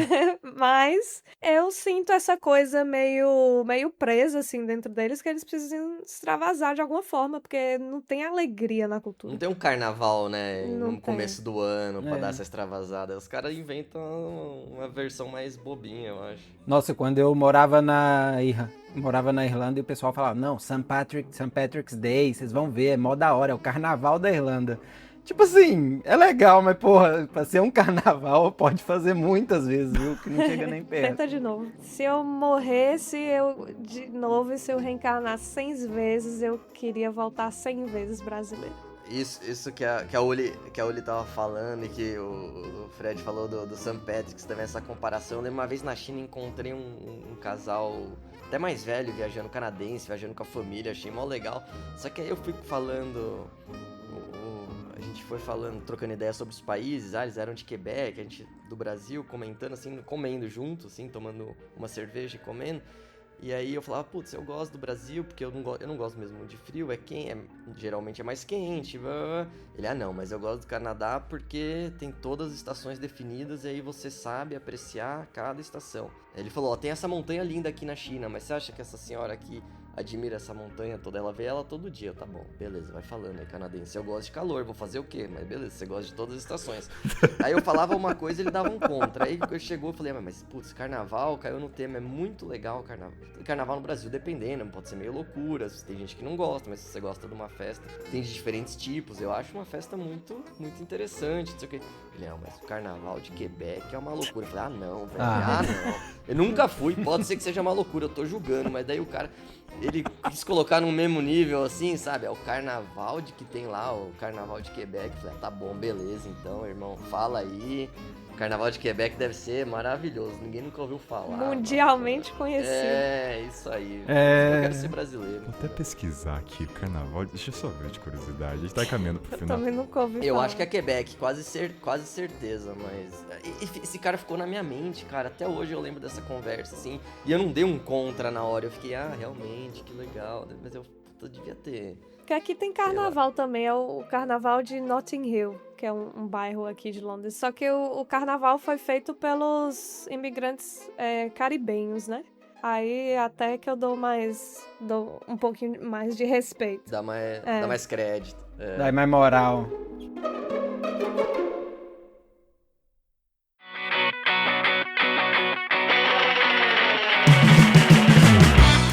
Kainan, eu anotei uma frase, mas essa com risco de eu ser cancelado mesmo. Solta aí, vai. Manda. Que tem a ver... Peraí, eu tenho que fazer uma Tá até construção antes. gaguejando. Tô, calma. Eu falei pra Marina ontem, ela falou, você vai falar isso? Eu falei, não sei, agora depois desse feedback eu não sei. É porque a gente tava conversando e, pô, o filme pesa muito a mão mesmo, é uma coisa muito anos 2000, anos 90, né? O filme pesa muito a mão em alguns momentos na nudez, principalmente a feminina. Aquela primeira cena da banheira lá, eu não lembrava que era tão longa, mas realmente fica, caramba, já deu, né, essa piada aí. Mas, ao mesmo tempo, é uma coisa que a gente tava pensando, né? A gente falou nos bastidores. Pô... Não era uma coisa, a gente é de uma geração banheira do Gugu, não sei o que, mas ao mesmo tempo a gente não tinha tanto acesso a conteúdo que se a pessoa quiser ver, mano, até hoje, tipo, ver na rua nudez pra gente ainda é um impacto. Então, ver em filme, assim, você fala, caramba, cara, olha mano, filme B de terror e esse filme de comédia de anos 90 era um jeito de, caramba, ter uma sei lá, uma parte íntima ali, o que é isso? Eles falam, beleza, né? Libertinagem. Não vou mentir, vi um peito, gostei, sei lá, é isso. Aí a minha frase, tudo isso, toda essa construção que eu tô até gaguejando pra falar, minha frase, meu insight, que era tipo, pô, ver uma nudez num contexto... ver uma nudez num contexto certo, num filme, assim, você fala, beleza, apareceu. É mais ou menos a mesma essa sensação de escutar uma música que você gosta no rádio, entendeu? É mais da hora, tipo, pô, Desculpa. meio aleatória. Perdão, foi esse meu insight. Entendi. Pode A gente cortar acolhe, aí, a gente... Pode cortar. Que analogia. A gente entende a época, Guto. Você é um cara casado hoje, com um filho maravilhoso, entendeu? Mas o Guto, a gente comentou que são essa parte crítica que a gente fez, né? Que de fato a cena é demorada, tem muitos peitos principalmente no começo do filme, mas dado o contexto, a gente tá falando que, como o Guto falou, não tinha internet rápida ou acesso. Se você quisesse ver algo de outros, você tinha que entrar na locadora, na parte escura lá, que você não podia entrar. E era um filme que, assim, ele transcendia entre não vou dizer um pornô, não é longe de ser pornô, mas uma excitação pro jovem com seus hormônios à flor da pele, numa visão masculina hétera, né? Tô falando aqui, né? Então, acho que esse filme também, por isso ele fez um sucesso depois com os homens. Eu não sei, por exemplo, quando eu convidei a Uli, não foram muitas mulheres que viram o filme por razões, acho que pela capa também do filme, né? Você vê que tem um apelo muito... O apelo é totalmente masculino, né? A jornada do cara pra achar a mulher... não tem apelo de comédia American Pie versão feminina. Não existe. O mundo ainda é machista, ainda mais em 2000, direto ao ponto aqui, isso é fato. No Entendeu? geral, Então, a gente sabe que filmes não tem um apelo feminino. Tanto que no único momento do filme lá que a menina tem um romance é porque o cara lá ele é casado e fica com outras mulheres durante a viagem. Até outros homens, ele até cita, né? Mas nem ela não tem um romance. E até depois ela fica com o cara lá, o amigo loirinho lá. Mas ele, desde o início, ele só via ela como um cara, sei lá, e só foi prestar atenção nela depois que ela ficou de biquíni lá na praia, lá, por exemplo. Um dia eu tava lendo uma análise de como é muito comum para eu e outras meninas nos enxergarmos em outro personagem, em algum personagem de filme que seja homem, que seja um menino. E falar assim, eu sempre me identifiquei muito com esse personagem, com o Homem-Aranha, com o Dexter do laboratório, qualquer coisa. Mas é muito difícil para um menino falar assim, eu sempre me identifiquei como essa personagem, uma personagem mulher. Berlim! Berlim. Berlim! In Berlin! Ele vai pra Berlim. Ótimo! Nie wieder Berlin! Uma última pergunta. Durante a viagem, lá do pessoal, durante a viagem de vocês, qual foi a situação da conversão Bratislávia? Foi na China? Foi em algum país? Vocês lembram? Puta, na conversão eu fiquei rico. Só pra gente encerrar. Teve um momento Bratislávia de 1,80 na viagem de vocês? Eu acho que pra mim ou no Vietnã ou na Índia, não de conversão na hora, mas quando eu vi, depois, sei lá, de alguns dias, eu vi quando o meu gasto por dia, que eu fazia o controle em dólar, né, aqui eu converti pra dólar e eu falei, caramba, tipo, meu gasto por dia é só isso? Principalmente na Índia, acho que foi o país que eu menos gastei por dia, assim, de longe, então foi o meu momento, desse assim. O meu, eu acho que também Vietnã. Inclusive, nós estamos aqui e realmente continua barato, cara. Depois de, sei lá, eu vim aqui em 2020 e tá quase os mesmos preços.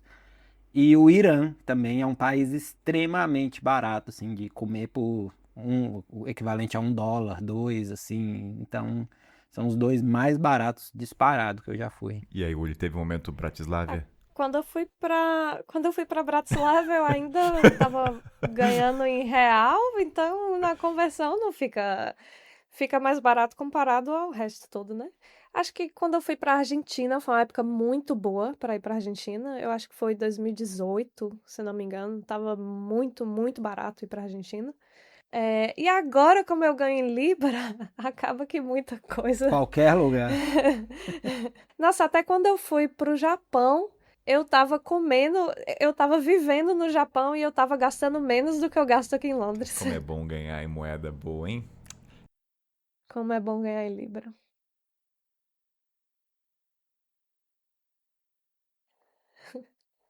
E eu ganho salário mínimo aqui, tá? Eu não sou rica, não.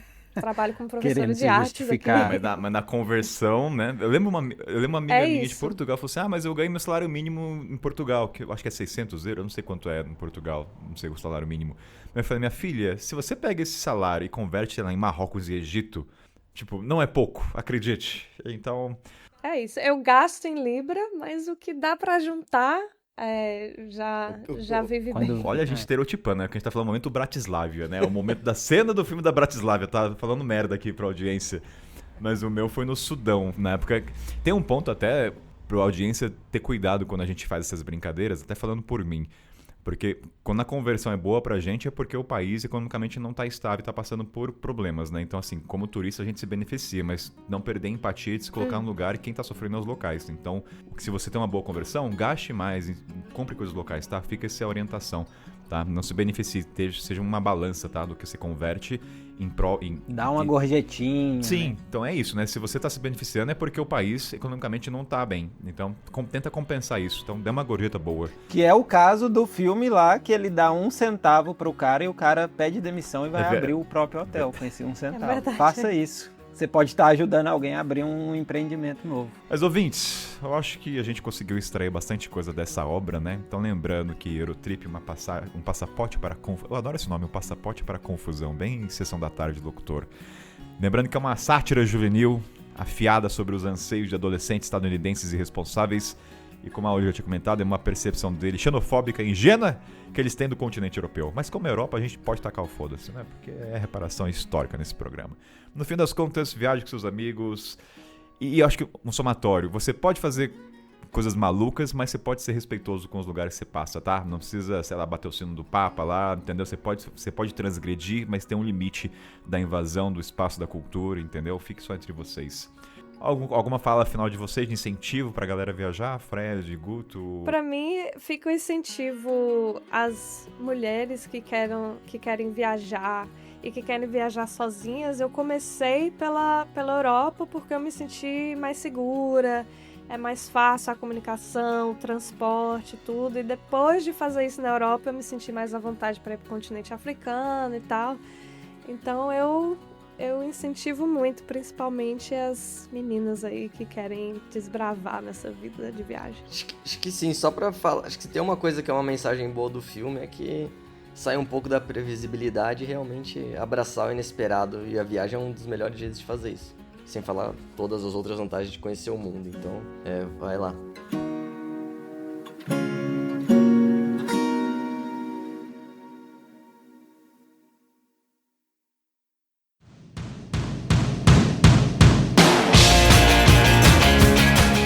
A chave da mochila, aquele momento que essa bancada cinéfilas vai dizer onde se encontram na internet e a indicação pra vocês, começando Fred Ribeiro, meu querido, onde pessoas te encontram, o que você indica pra audiência? Então, pessoal, quem quiser me acompanhar, eu e minha agora esposa, né, nos outros episódios que eu participei, era noiva ou namorada, agora esposa. Nós viajamos aí pelo mundo e vocês podem acompanhar a gente aí no Voo Sem Volta. No YouTube principalmente, mas também no Instagram. E eu vou indicar, já que a gente está falando de viagens que dão errado, não tem muito a ver, mas tem. A gente estava reassistindo a série Lost, que é sobre uma viagem que deu muito errado, inclusive. Nossa, caraca, você voltou no tempo. E é de 2004 também, a série é de 2004, então é bom até para ver algumas percepções aí do que dá daquele tempo. Mas a gente tá gostando muito, eu já tinha assistido quando eu era adolescente, jovem adulto, inclusive. É uma boa série, uma boa indicação, cara. Muito boa. Boa série. Guto Rigoni, onde as pessoas te encontram, o que você indica pra nossa audiência?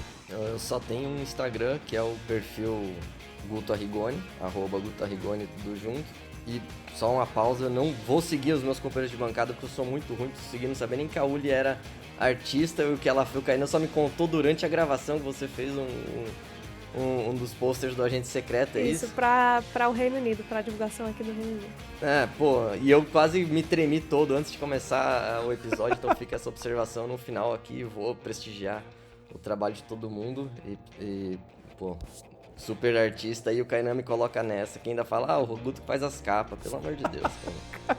Eu já sou sua fã antes de ter te conhecido. Obrigado, que honra. Tá todo vermelho. Queria, desculpa, cair na hora errada pra fazer essa observação, mas não sobrou espaço no episódio. Então, Guto Arrigoni, e a minha indicação pra voltar aqui é pra quem quer mergulhar mais ainda de cabeça no chorume dos anos 2000, de besterol, de coisas erradas que precisam ser contextualizadas.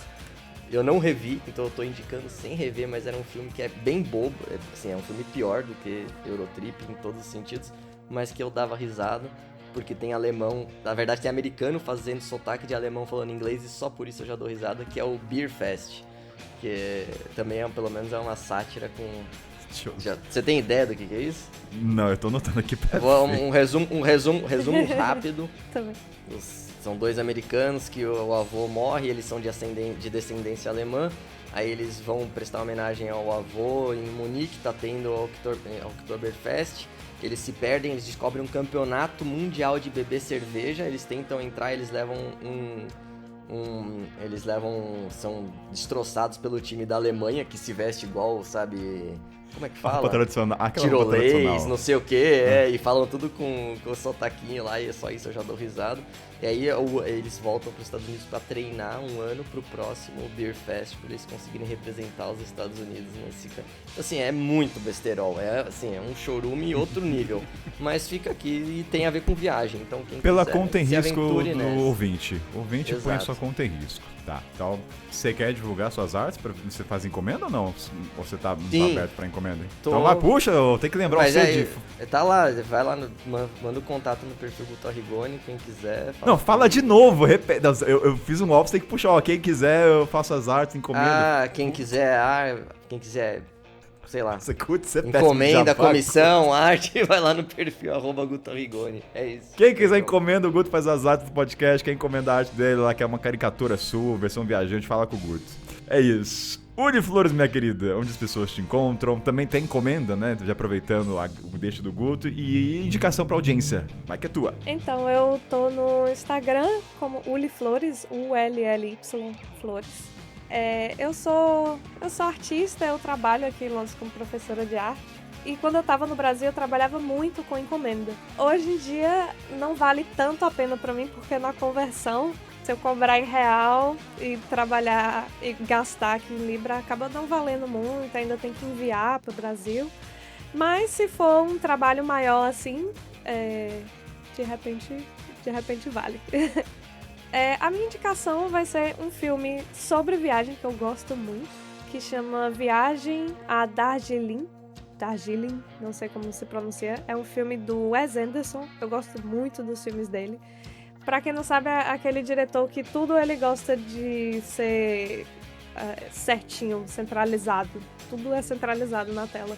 E esse filme é a história de 3 irmãos que depois que o pai deles morre, eles decidem fazer uma viagem de trem cruzando a Índia para se reconectarem um com o outro, para lembrar do pai, para se reconectarem deles. Mas é comédia, assim, é um tipo diferente de comédia, não é igual essa do Eurotrip. Mas é muito interessante. Eu nunca fui pra Índia, então muito do imaginário que eu tenho da Índia vem desse filme. E eu imagino que seria cruzar a Índia de trem, e eu penso muito nesse filme. Então um dia, quando eu for pra Índia, se esse mundo deixar, né? Eu tava com viagem marcada pro Nepal, talvez norte da Índia, foi cancelada por causa da guerra. Foi cancelada ontem, ainda não sei o que eu vou fazer. Mas um dia, quando eu for pra Índia, eu vou ver se as minhas expectativas que eu tinha sobre o filme imaginário foi confirmado ou não. Depois a gente vai gravar um episódio sobre se as expectativas foram cumpridas. Diga, Guto, levantou a mãozinha. Só pra reforçar que é muito boa a indicação da Uli, bem melhor que a minha também sobre viagem. Ô, Guto, confie mais nas suas indicações, você tá muito inseguro, meu Não, jovem. eu gostei, eu gosto da minha, mas que foi boa mesmo, só reforçando. Tá bom. Obrigada. Bem, pra encerrar, a minha indicação é um filme que eu vi um tempo atrás numa mostra do Sesc. Eu não sei onde se encontra, acho que é aquele filme um pouco difícil, mas deve ter no MUBI e outros lugares, que chama Fronteiras, ou Frontiers em francês, que é um filme que foi feito em colaboração com a França e com a Burkina Faso. Ele é um filme de 4 mulheres que viajam à África Ocidental, 4 mulheres, acho que do Senegal. Então, um gostinho de saber como é que é atravessar fronteiras africanas Eu acho que esse filme você vai sentir um pouco como é, claro, com recorte, eu sou um cara branco, estrangeiro, mas o filme são 4 mulheres senegalesas, mas na questão geográfica, e o filme foi gravado mesmo nas fronteiras, então dá pra você sentir um gostinho caótico. Talvez não te motive, talvez motive, tudo depende do seu perfil de viagem, mas pra cá não motiva. Então fica essa indicação Frontiers. Vou deixar o link, se tiver pelo menos do filme, do trailer, e vocês vão poder acompanhar. Então, Fred, meu querido, Guto Rigoni, Uli Flores, obrigado pela essa análise, essa crítica dessa obra Eurotrip, Passaporte para a Confusão maravilhosa. E curioso pra saber como vai ser essa capa, que não tenha peitos, tá, Guto? Tá bom? Combinado. Foi o cara do Me Excuse fazendo assim no pai.